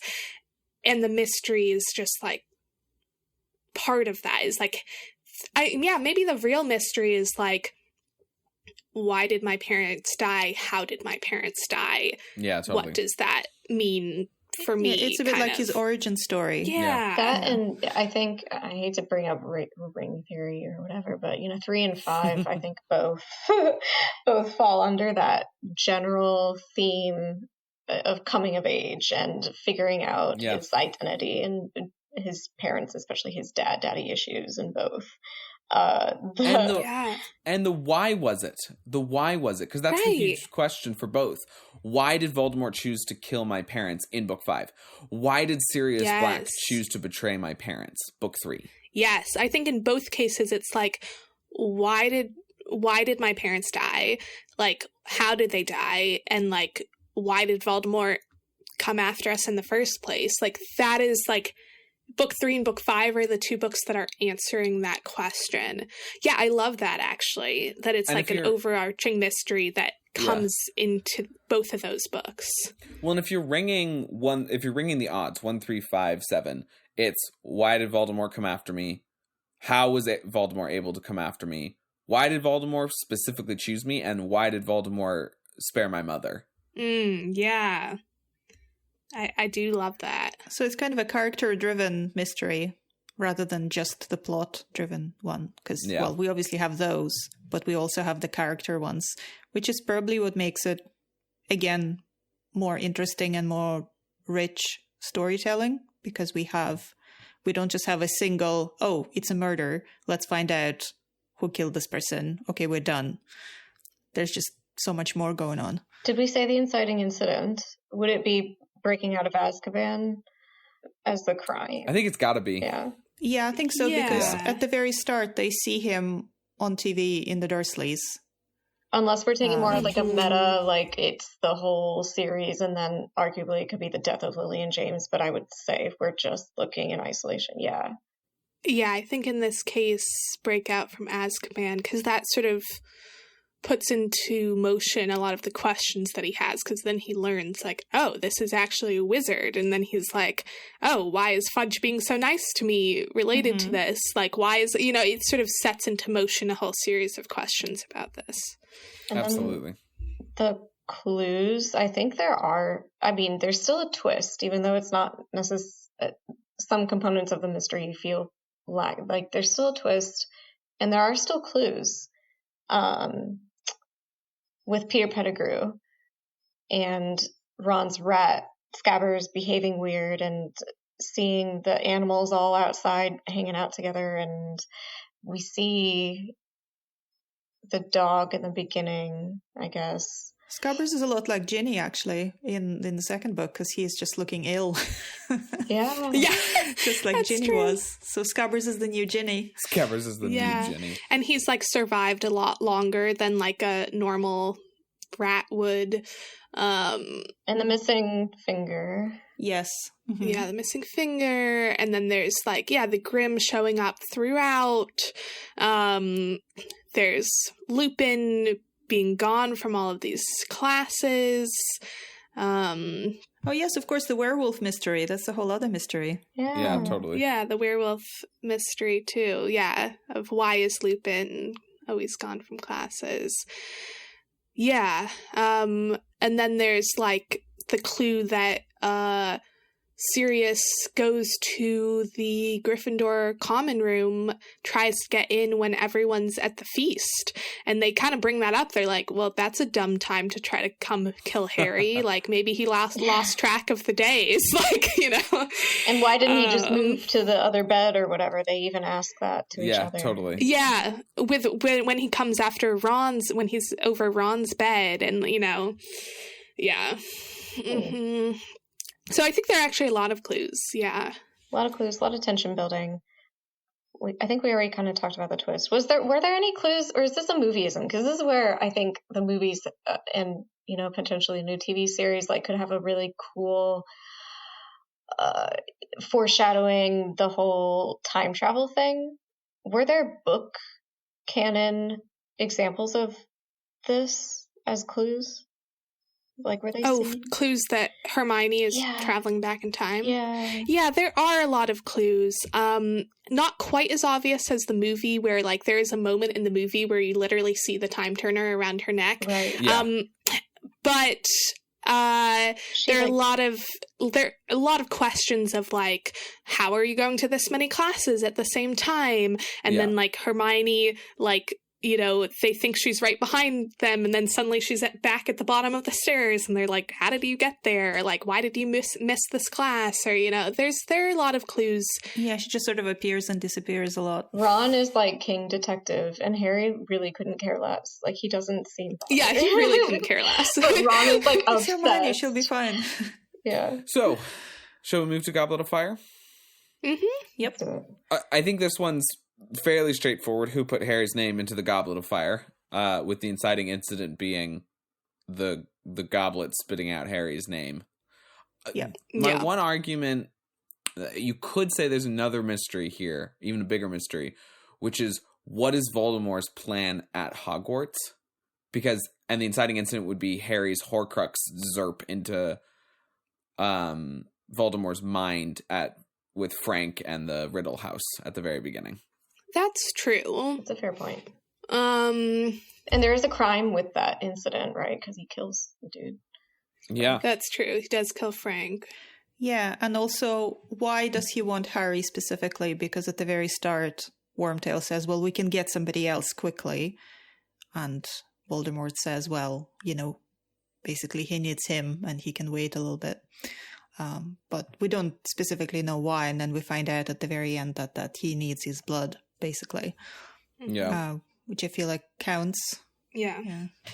If we stick with the idea of, like, the inciting incident is when the detective learns about the crime, Harry does not really remember that dream very well, so he doesn't really realize all of those things that the reader realizes about that scene. Yeah. So I would argue, from the point of view of Harry as the detective, I think the Goblet of Fire is the inciting incident for him. For sure. Mm-hmm. I think that's the stronger argument. Yeah, and it's the more public. even beyond Harry, because all the other ones have been like a public, like a mass breakout from well, not a mass, but in the newsworthy. Yeah, that's true. And most people are thinking, oh, Harry put his name in the Goblet of Fire, but how did he do it? Whereas for Harry, he's like, I know I didn't do it, so who did it? Yes, it's like a mini mystery as well. Absolutely. But of course, the most important mystery of the Goblet of Fire is who is Hermione going to Yule Ball with? Because Ron is very concerned and he doesn't believe that she has somebody. But we should do these books from Ron's perspective. Again, Ron being this detective, he is upset. Yeah, we should just do like mystery series from Ron's detective. Like, how is Hermione going to all these classes? Who is she going to the Yule Ball with? Yeah. But I think it's just such a genius way of keeping the reader engaged as well, because there is no reason why we can't just be told, oh, Hermione is going to the ball with Crumb. But we're not told that. We're just sort of, it's just this mini mystery that's just there and it's fun. And it just keeps us engaged in kind of everybody's lives, apart from, it's not just the big story, the big mystery. It's all this kind of a little side quests, so to speak. Many threads. Which kind of flesh the world out and build the characters and things like that. So I'm a big fan of the little mysteries. Who puts the food on the plates in the Great Hall? Oh wait, it's house elves. Do you guys think that Harry is a good detective in this book? Because I find him quite lazy in sort of all the detective aspects. He seems quite passive about many things, including like he freezes up about the unlocking the egg thing. And he really isn't that, I don't know. He seems to be like, it's Snape as soon as him and Crumb get attacked. And I just don't understand if Harry is that great of a detective in this book or not, because I feel like he was much better in book 2 than he actually is in Goblet of Fire, but maybe I'm just not remembering things correctly. Yeah. I think he's most stressed in Goblet of Fire because he's trying to stay alive and not get eaten by the dragon and everything like that, because he's not expecting anything like this to happen. He is really looking forward to just watching it all happen and having a great time at the tournament. But I think once it's clear that he actually has to survive it, I think he's just really, really stressed the entire time. I think it's a much bigger distraction. He has 3 high stakes exams, throughout the course, and he can't focus on much else. But he is surprisingly unconcerned with the whole mystery of who is out to get him. Like, clearly someone put your name in. Yeah, very. Yeah, but I think because he's told repeatedly by people he trusts that, just don't worry about it just now. You're as safe as you can get in Hogwarts, apparently. Just concentrate on the tournament. Yeah. I'd argue in this one, Sirius Black is like his best sidekick. Yeah, I think in terms of help. Well, I would argue that it's Mad-Eye Moody. That his best sidekick is Mad-Eye Moody. That is a weird situation. Not in figuring out the... I mean, for the tournament, yes, but not for figuring out who put his name in the Goblet of Fire. Very true. Very true. But I think that it's interesting because I think he has a fundamental misunderstanding of the motive of this crime. So the crime is that someone put his name in the Goblet of Fire, but everyone around him and Harry thinks that they are trying to put his name in the Goblet of Fire in the hopes that he would die during one of these tasks. And so Harry's focus is, okay, their motive is to kill me during one of these tasks, so I need to make sure that I'm like as well prepared for them as possible so I don't die. Whereas the actual motive is to get him through the tasks as well as possible so he will die in the graveyard. So I think part of it is that, he misunderstands the whole nature of the crime. Yeah.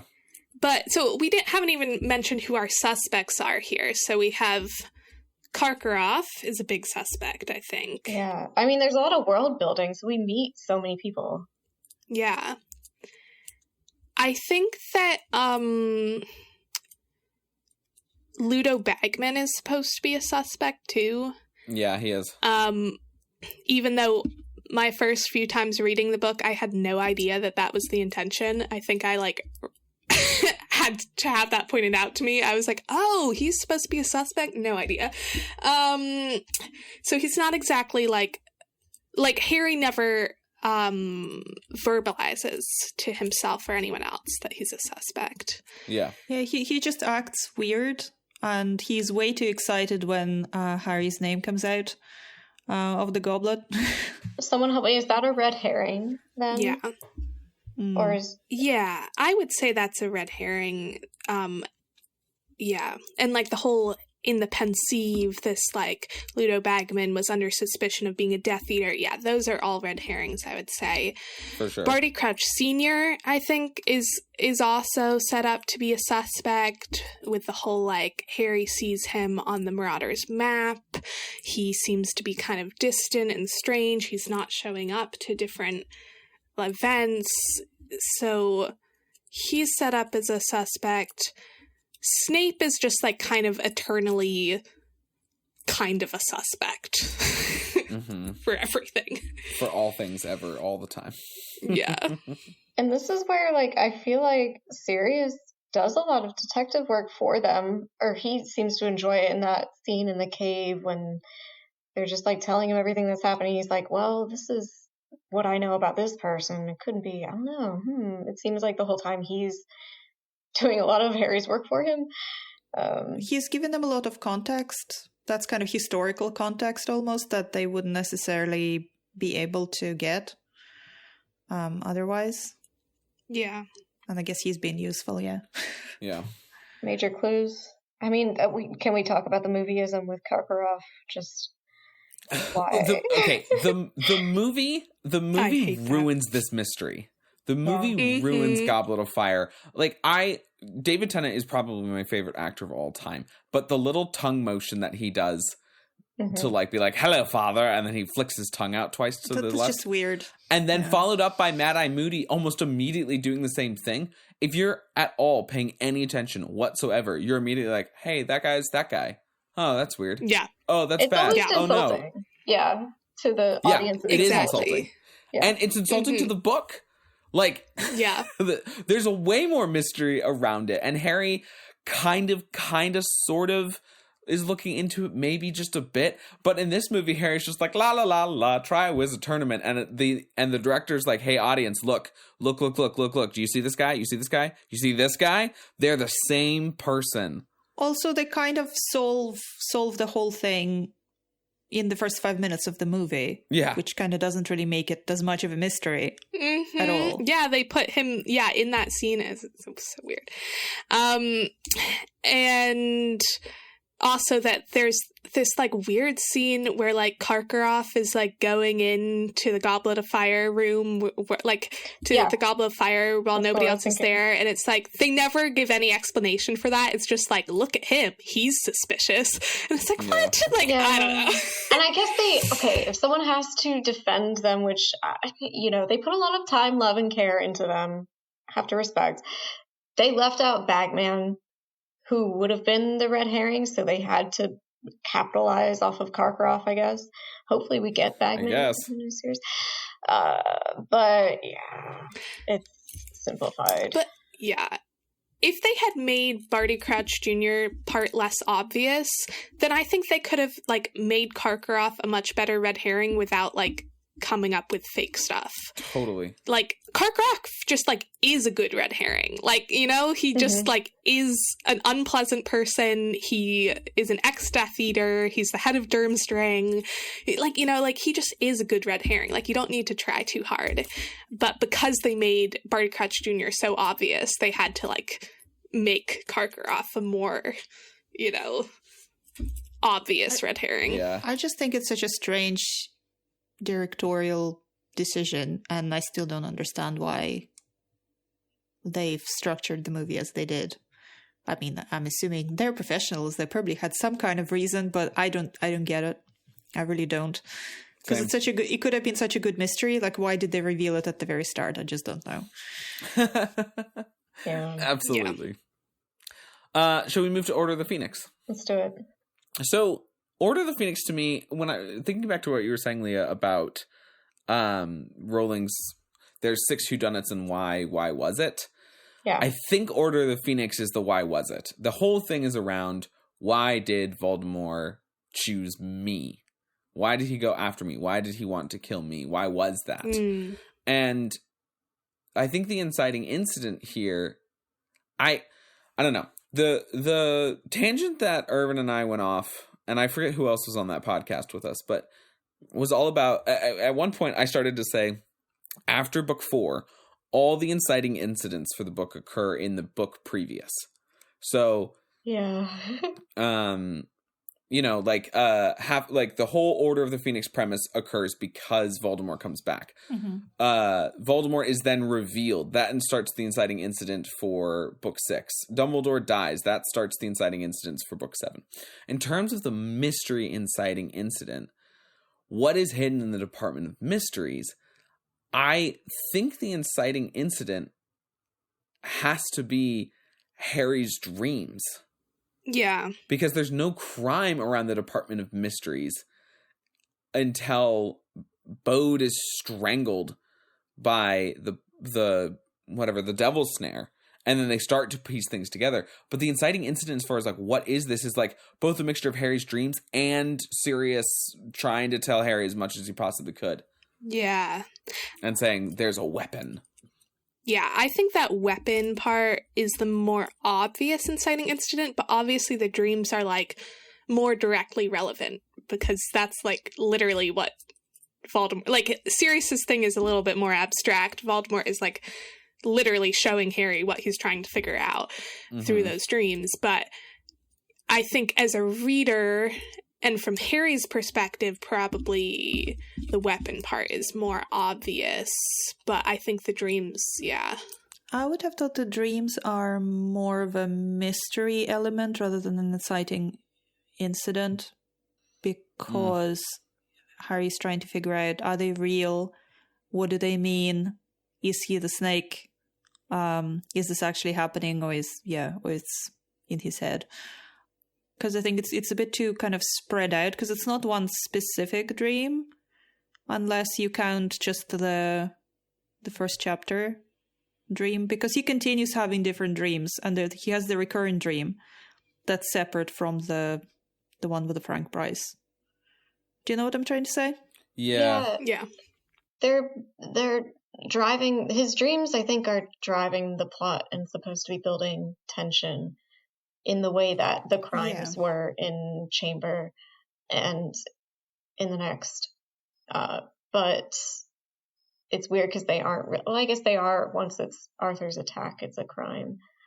But yeah, I guess overall, I would agree with you, Sam, that it's not a whodunit as much as it is a why was it? And maybe that's why. The only other, there's like a very small thread that could be whodunit in the whole, in chapter 1, Dudley Demented, like with why are there Dementors? Who sent the Dementors? But we don't really get that someone could have sent them necessarily, or maybe we're just thinking it's Voldemort. Yeah, we just kind of think it's Voldemort, and that kind of comes back at the end, but it's not something that Harry's like trying to figure out. Right. Exactly. What's interesting is like we have kind of 2 why was it's in this book. The first one is like the one that actually gets answered in this book is why did Voldemort come after Harry? But the other one that is sort of being introduced through these dreams, and not introduced, but really like this is the first time that we've really dug deeply into it, is why does Harry have this connection with Voldemort? And like we've had little bits of that throughout, but here we have like a really deep connection with Voldemort, that he's seeing all of this stuff. He's seeing even like what Nagini is doing. He's like, there's the occlumency, and that question doesn't get answered in this book, but is like a why was it that is sort of being introduced to think about more deeply, that gets taken on and answered in book 7. Yeah. I don't know. It's difficult. This whole thing is difficult. I think you make up some really good points, though. Like that, those little mysteries throughout the whole novel make it up. But with the if the main mystery is why did Voldemort attack his baby, then the inciting incident is the crime of killing Harry's parents. Yeah. Right? Yeah. So it's kind of a weird one where it's like, oh yeah, it's not in this book at all. In fact, it's pre any book ever at any point. Mm-hmm. But Harry as a detective, I think this is the last sort of book before Harry starts to get right about stuff. Oh gosh, he's very wrong. He's very wrong about the end, yes. Very wrong about many things in this book. And Half-Blood Prince is when he comes in and he's honed instinct, observation, and actual correct conclusions based off of observation. In this book, I think he's way better, right? He's active. He's pursuing it because Dumbledore isn't telling him anything, right? He's leaned on other people telling him things the entire time. Hermione has told him lots of information. Dumbledore has told him lots of information. Even Ron at times brings up information that Harry doesn't know. And in this one, Hermione doesn't know the answer to this. Ron certainly doesn't know the answer to this. Hagrid isn't even clued in on this, so it's not like Harry could, like, trip Hagrid into making a mistake. Harry is removed with the only source, Dumbledore, who can answer this. And so he's constantly trying to figure out what's going on. And he even starts putting stuff together. There's that awesome detective moment with Snape during occlumency lessons, where he says, wait a second, I know that.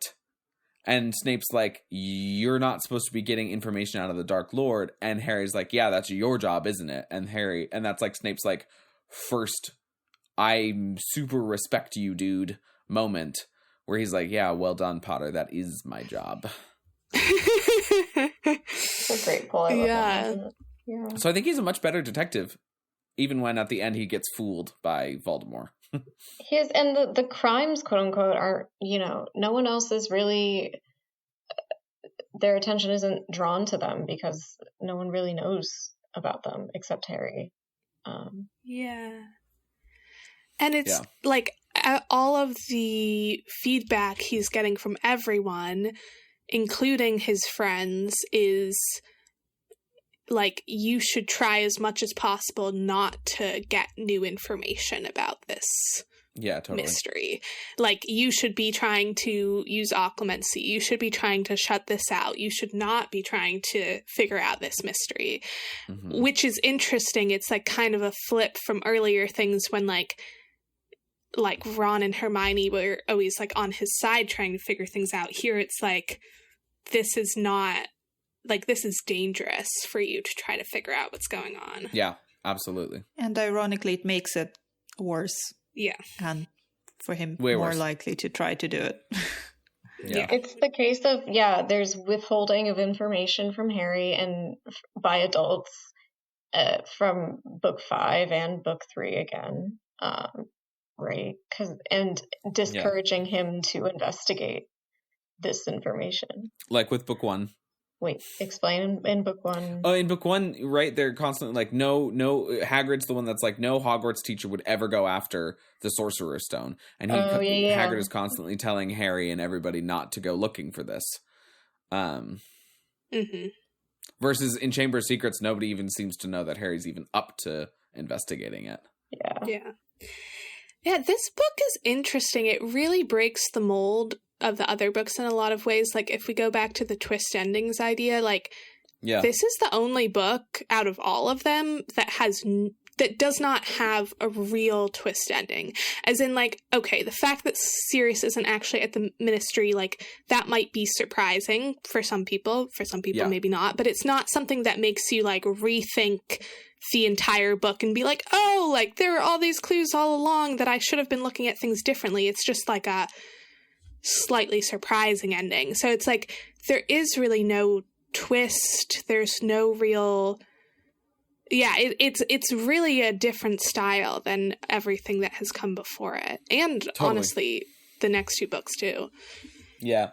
I would say the emotional impact of getting to the Ministry of Magic and realizing that Sirius isn't there, whether or not you believe Harry, right? A lot of people might be on Hermione's side. Many people might have believed Harry straight up. The emotional impact, I think a lot of people are rooting for Sirius to be there so that Harry is not wrong. Yeah. So the emotional impact, I would say, affected me more than Quirrell, but because that's not the ultimate knowledge of this book, of whether or not Sirius is there or not. The ultimate knowledge is why. Yeah. And it's so simple, right? That's the beauty in it. It's not this huge grand prophecy of dragons and the world will end and all this stuff. It's just like, yeah, somebody gave a prophecy about how Voldemort will get defeated, and he freaked out and decided to kill you. Yeah. And that's it. Yeah. But that's not a big twist. That's just a simple answer that we kind of could have guessed at, but now we know. Yeah. I mean, if we think about this idea of, like, that the end of these mysteries are, like, more about kind of, like, how Harry grows or learns or, it's not so much, there's more to the mysteries than just, like, what the actual answer is. Yeah, totally. And that this is, like, a real coming-of-age moment for Harry. And what's interesting is, like, we also talked about Harry, like, basically always being wrong. Mm-hmm. And you mentioned that this moment of Harry being wrong is, like, the most emotional impact. And I think that is really true because the other moments when Harry was wrong, it was still like a triumphant, he saves the day kind of thing. Yeah. It's like, okay, he thought it was Snape. It's actually Quirrell, but he still saves The stone, yeah. like the Sorcerer's Stone from going to Voldemort. Or like, he didn't realize it was Tom Riddle, but he still slays the Basilisk. And this is like, he thought Sirius was there and that he could save Sirius, and he actually created the circumstance where Sirius died. It's like, oof, that's a rough, twist. Yeah. Okay, so then are we saying book 5 is the why was it? Because I feel convinced. Yeah. I think we are. I think so. I think it's got to be. Half-Blood Prince, shall we move on? Mm-hmm. So Half-Blood Prince is also, like with all the Even books, a fairly cut and dry whodunit. Who is the Half-Blood Prince? Who cursed Katie? Who gave Sluggy the poison mead? Are they the same person, etc.? What do you guys have down for the inciting incident? Harry gets the book. Yeah, For that's the first thing I would It depends which mystery, though. Yeah. Because I guess there are 2 mysteries here. Yeah. Who's the Half-Blood Prince, and then what's going on with the attacks at Hogwarts? I'd say the inciting incident for the Draco part of this, to me, is when he threatens Borgin at Borgin and Burke's. That is a crime. No, that's good. Harry witnesses a crime. Yeah. Because the reader could be expected to be at that point on guard for anything, and Harry, of course, is with that one clue. Yeah. I think it's like, it kind of depends how you phrase the mystery. It's like, is the mystery, what is Draco Malfoy up to? Or is the mystery, who is attacking the Hogwarts students? And depending on how you phrase it, it's either that moment or it's Katie's attack. Yeah, totally. And it turns out that the answer, like, those 2 mysteries, like, answer each other's question, but you don't necessarily know the first time you're reading it that those are one and the same thing. Yeah. So it depends which mystery you're, like, focused on. I think when you finish the book up, in hindsight, it is the Borgin and Burke, because that's when Harry's mind of what's going on with Draco really starts. Yeah. And he continues that theme of it's Draco the whole way. And so I think that to me is why that lands as the inciting incident over the necklace. Because necklace to me seems like severe escalation rather than mystery inception. Mm-hmm. Like, once you know that Harry is actually correct. Yes. That Draco is the one who's doing everything, then looking back, you're like, oh yeah, it's the Borgin Burke's moment. But the argument for, like, Katie Bell is another inciting incident is absolutely 100% true, as is the Half-Blood Prince. Like, they are all these little mysteries that pop up, and then you realize it kind of whittles down to 2. Yeah. Yeah, they are the crimes. Newsworthy. Yeah. It's like a more complicated version of what's happening in the Chamber of Secrets, where we have, this, well, at least everybody's getting petrified, but here it's more different incidents happen to students that are dangerous. Yeah. I guess that's kind of a parallel. Yeah. Absolutely. In theory. And speaking of parallels for 2 and 6, like, there is, of course, the mystery of what are Horcruxes and who is Voldemort that gets taken care of by Dumbledore. But that's less of, like, Harry actively pursuing a mystery and Dumbledore trying to be like, here's this information, little piggy, to slaughter. Ooh, Dumbledore as the detective in the overarching mystery of how to kill. Yes. Oh, yeah. Is so, and like you see a detective at his best, right? Like, this is Harry at his best in all of the novels, I would argue, and that also annoys Dumbledore to death.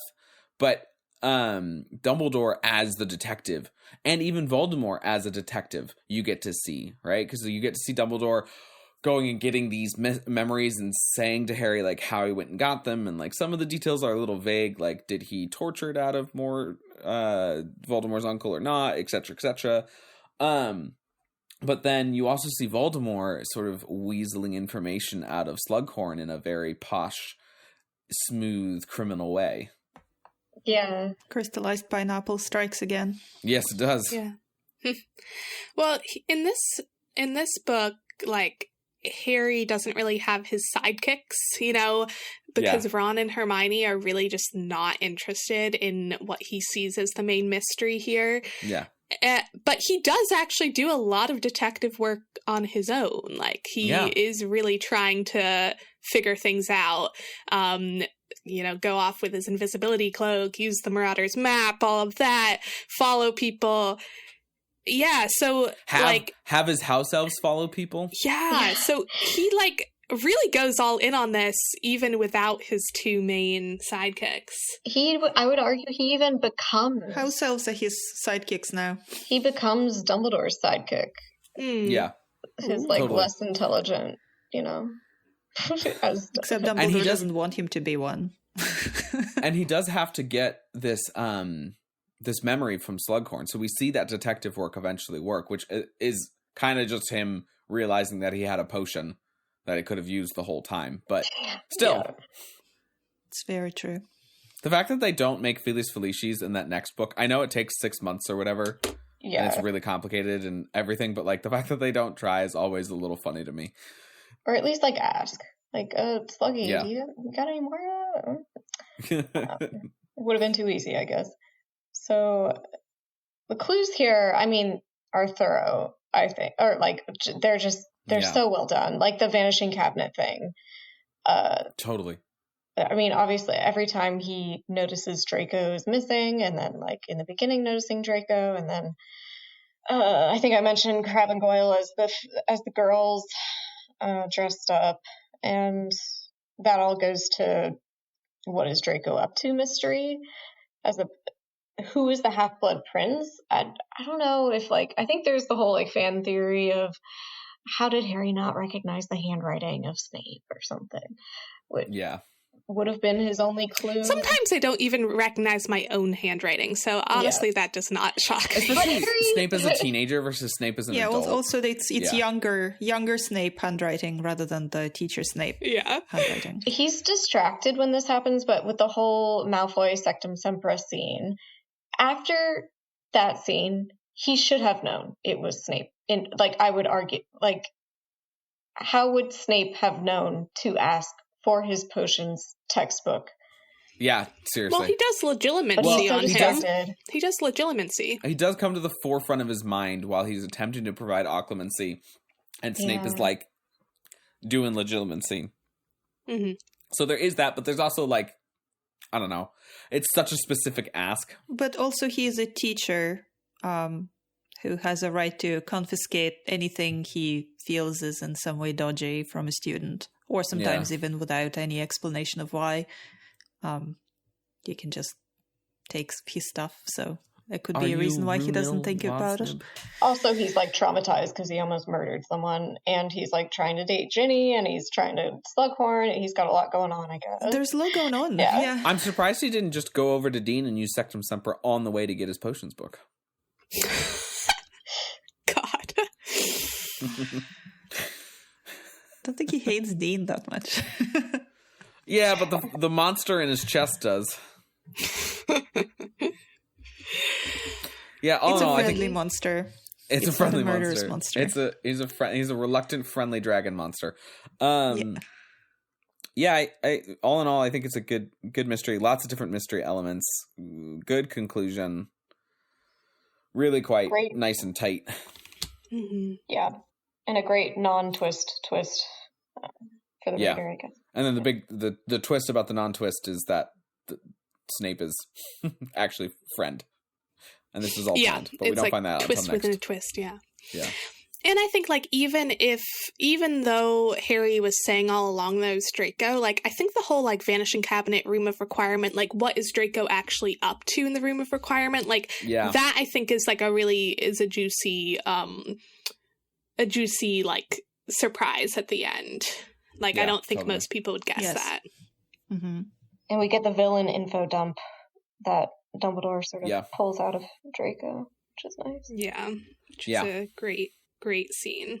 That info dump, it felt less painful than I guess like in book 4 because we're getting a character development at the same time. And you're seeing the reluctance of Draco to really, like, it's where you start to see Draco's whole, I don't know that I want to do this, and the whole Malfoy's arc that you're going to get in book 7 of like, hey, this isn't going as well as it was before because now we're on the outs. And so Draco is reluctant to commit murder. Mm-hmm. And because of his reluctance, Dumbledore's able to manipulate him into trying to get him to put his wand down before the Death Eaters show up. Yeah. And that's what makes that less contrived, where it's just less like, here's some potion. Tell me what everything.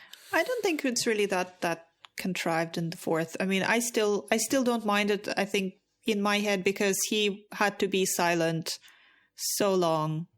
Barty Crouch Jr., that is. And he was Imperious for so long that maybe he would, even Veritaserum aside, I feel like he would want to chat more when he had the opportunity. Yeah.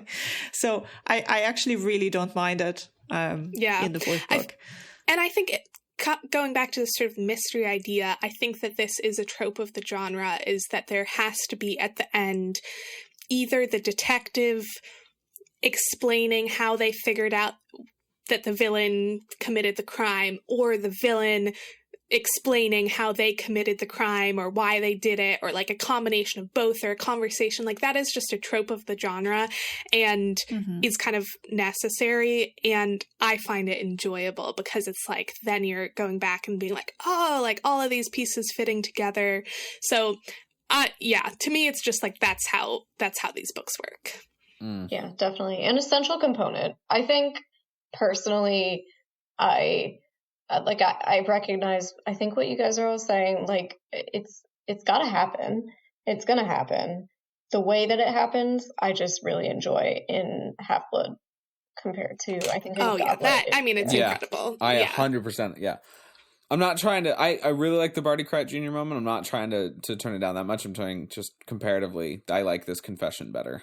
Yeah. Because it's also just, going back to what we were talking about of like, these climaxes being also about like moments of Harry learning or about people's complexity. Like, this is really a moment where he's like, oh, like, I knew it was Draco all along, but now I'm realizing that he's more complicated. Yeah, no, that's totally. a good point about timing too, because it is like in Goblet, it's on the come down. The climax already happened. In this one, we're still building. Yeah. When we get the drop, I guess. All right, so Deathly Hallows. This is the hardest one for me to identify. Like, there are evident mysteries, but I think to your point earlier, Sophia, like, this is more of the like normal quest mysteries of like, where are the Horcruxes? What are the Deathly Hallows? Where are the Deathly Hallows? What do they do? Are they real or are they fake? Yeah. The real what does the mystery... Illuminator do? Yeah. The real mystery is like, to me, is who put the sword at the bottom of the lake. That's like the one thing. And the whose eye is in the mirror. Those are the two mysteries that are like, oh my gosh, that person did it. Otherwise, it feels much more like a normal quest to me. And I think Harry as a detective is really, really good. He has Hermione and Ron back helping a lot, but I think he is the one spearheading this movement. I think I mentioned this earlier, but now the more I'm thinking about it, the more it feels true to me that for Harry, the mystery is like, what was Dumbledore's like plan? Like, what's Dumbledore's plan for me? Like, what am I supposed to be doing here? Because he's just totally lost. And I think that if you think about it all throughout the book, that's the case where, like, from the very beginning, he's like, why did Dumbledore leave me this snitch? Why did he leave me, like, the Sword of Gryffindor? Like, and then as it's going on, he's like, did Dumbledore have any idea? Like, he didn't tell me much. Like, what's going on? And then he's like, was Dumbledore actually a good person? Like, should I trust him at all? And then at the very end, he's like, he goes into Snape's memory and is like, oh, this is what Dumbledore planned for me all along, is that I would sacrifice myself. And I think that seems to me the main mystery of the book. Yeah. And I think it comes back again to kind of coming of age. Yeah, he's coming of age because, I mean, Dumbledore being his, let's say, a father figure in a certain way. I think for every person there comes a point where you realize that your parents or your parental figures are not as maybe pure and amazing as you thought they were, and they were flawed human beings, and you just don't know how to integrate it into your sense of self. And it's not really a mystery as such, but I think it's a huge part of the Deathly Hallows, and all the mysteries in it are more kind of minor mysteries. And for the last book, it's a lot more focused on the hero's journey and the coming of age, and the mysteries are almost kind of incidental. Yeah. Yeah, like we know it's Voldemort doing any of the crimes, and I think weirdly post-mortem Dumbledore is the main subject, like you were saying. Like, he's the main thing we're sort of investigating, if we're investigating anything. And we know the battle's supposed to happen of some sort, so either Harry or Voldemort's supposed to die. There has to be a big standoff at some point, so that part isn't a mystery. That just has to happen to complete the story. Yeah, and that sort of coming of age, like, he's trying to figure out whether to trust Dumbledore, but because Dumbledore isn't around, like, part of it is, like, trusting himself. Like, you know, like, it's partly, like, Dumbledore isn't around anymore, so Dumbledore maybe had a plan, or maybe didn't have a plan, or maybe his plan was this, or maybe his plan was that, but, like, Harry has to learn to trust his own judgment of, like, what he should do in these situations. I think also, too, there's so many clues throughout this whole book that it's kind of weird to think, oh, this isn't a mystery novel, when it's not, because there are clues throughout lots of different quest and coming of age stories where you get little mysteries that you have to solve along the way. That's part of being a reader, is that you don't know what's coming next, and neither does the main character, hopefully. That's one of the reasons why stories are good. I will say, one of the mysteries that I think is a little rushed in this quest novel is, how are we going to destroy these Horcruxes? That's the thing that it gets a little rushed at the end there, where it's like, oh, we went down to the chamber and we got a basilisk fang and we killed it. Yeah. It happens off screen. There isn't a ton. Like, Snape has to literally go and give them the sword, that sort of stuff. I think it's interesting what you said about there are a lot of clues, because I think you're right, but I think it's also because Harry's, like, primed to treat things as clues because he's Yeah. just hoping that like there was a bigger plan, that he's almost distracting himself from the mystery of how to defeat Voldemort, or like how to kill the Horcruxes, by the mystery of, it's like he's procrastinating, like he's like investigating Dumbledore and just sort of hoping that that's the thread that will somehow give him the answer. Totally. But he is a good detective, I think, in terms of figuring that out, the Dumbledore thing. Yeah, and he figures out the whole Deathly Hallows stuff. Like, he does a good job of figuring out, oh, like, the ring is, like, you know, the Peverell ring and the stone, and it's in the snitch. And, like, you know, there's this moment where he, like, figures all of it out, and it's, like, you know, pretty impressive. And Hermione and Ron are just like, you know. Yeah, there's some great mystery solving that occurs there. I mean, Hermione is so reluctant to even believe that the Deathly Hallows are a real thing. She's like, Horcrux is not Deathly Hallows. Horcrux is not Deathly Hallows. And Harry's like, both, and both is correct. Yeah. And also, Harry's the one who susses out Malfoy is the real owner of the Elder Wand, not Snape. Yeah. And therefore, I just bested Malfoy, so therefore I actually own this. Like, that is sort of the Detective Poirot, Sherlock Holmes, Blanc moment of this book, is, hey, Voldemort, actually, I get it. That info drop, that was I loved that. I don't know if you guys loved the moment when we realize as readers, sort of simultaneously with Harry. And, like, that's literally the only time that Harry has a detective moment like that at the end of a book, where he's like, and I figured out this, and you, villain, don't even know this, that I know this. You know, like, yeah. Very triumphant, And all the clues are there for the readers to figure it out, but I don't know. Right. I did not pick up on it even as a, how old was I, 15-year-old? Yeah. Yeah. I didn't pick up on it either. And, like, it doesn't even feel like, oh, Harry was keeping this from us, because, you know, there's so much action going on in those last few whatever that, like, it makes sense that Harry's not sitting around, like, reflecting on this, but that this is something he kind of, like, figured out in the back of his head, and he's like, oh, this is the truth. Well, I think that does it. We have run through all 7 Harry Potter books as mystery novels, critiqued them as such, and given you all wonderful things to think about. If you have any disagreements or any thoughts or opinions, we would love to see them in the comments. Write us an email, send us a voicemail. I don't know if we do that anymore, but check it out on the website. We're going to move into the 7 ingredients of today's special at the pub. 1, 2, 3, 4, 5, 6, 7. As I've named it, The Who's.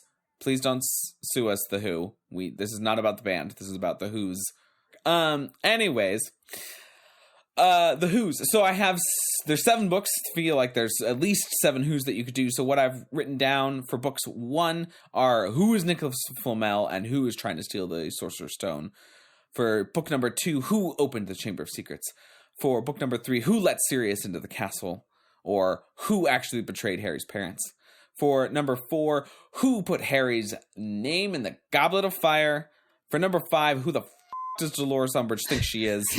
For number 6, Who is the Half-Blood Prince and who is cursing all the students? And for the 7th, whose Patronus is the doe and who actually owns the Elder Wand? Nice. So is the Who let Sirius into the castle like an inverse Who let the dogs out? That is so funny. That's so funny. Normally we talk a lot about these ingredients, but we just talked about all of this. So those are the specials. Go and enjoy them. Does anybody have anything else they want to add to this one? No. I just want to say that I've just really enjoyed discussing all of this from this lens. Yeah. And I think I don't know whether I'm more or less likely to read a more traditional mystery novel after this, but I just have more of appreciation of why this series is so good. Because, I mean, not only there are mysteries within each book, the clues are also distributed through all of the 7 books. So it's not just the clues in the book that you're reading, it's the clues from the books before. And I think that makes them so ultimately rereadable. Yeah. Yeah. Even when you already know what happens and who's done what. Finding those clues, and I think I keep finding them every time I read. So, I've really enjoyed the discussion today. Me too. Mm-hmm. Yeah. Thanks, y'all. This was great. All right. For the jukebox on our exit, we've got what, Ev? What's playing on the pub's jukebox today? Oh, well, among many things, we have Problem-Solving Skills with a Z by Harry and the Potters. And also, He Didn't Do It by the Moaning Myrtles. Nice. That's Hope fantastic. everyone enjoys those. Yes, go and listen. Hermione is brainy, Ron has red hair. And they're my two best friends here at Hogwarts. And we'll hang out together here at Hogwarts. And we'll cause lots of trouble here at Hogwarts. How are we going to get out of this mess? We're going to solve the problem of the Sorcerer's Stone. That's how we're going to get out of this mess.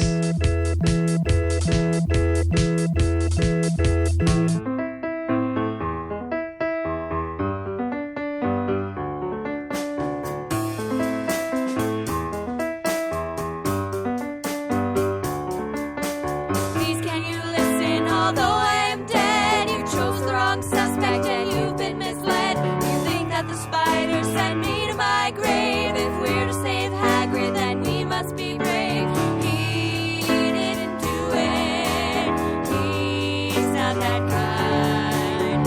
He's not a killer. You're out of your mind. Please can you listen? Although I am dead, you chose the wrong suspect and you've been misled. So gather round tonight and listen real well. Remember my story, so please let us slide. A huge thanks to Leah for coming on. Really, you were excellent. It was so great to have you. You structured a lot of the document. Your voice is present. You were an excellent person. You're welcome back anytime. Really, thank you for coming. Yeah, thank you. Oh my goodness. Thank you so much for having me. This was like truly a full circle moment. I've been listening to you guys on, so many, for so long. So it's really cool to actually come on and share my thoughts too. So, yeah. Where can we follow you? And do you have anything you want to plug? Are you on a thing that we can send money to? Anything like that? Oh my God. So I'm on social media. Leah Jamison is like, as I have an Instagram, and then I do a lot of vegan baking and solo travel, and I am starting to hopefully make money from that with a website. So you can find me at thecaramelizedlife.com. That's also I love this.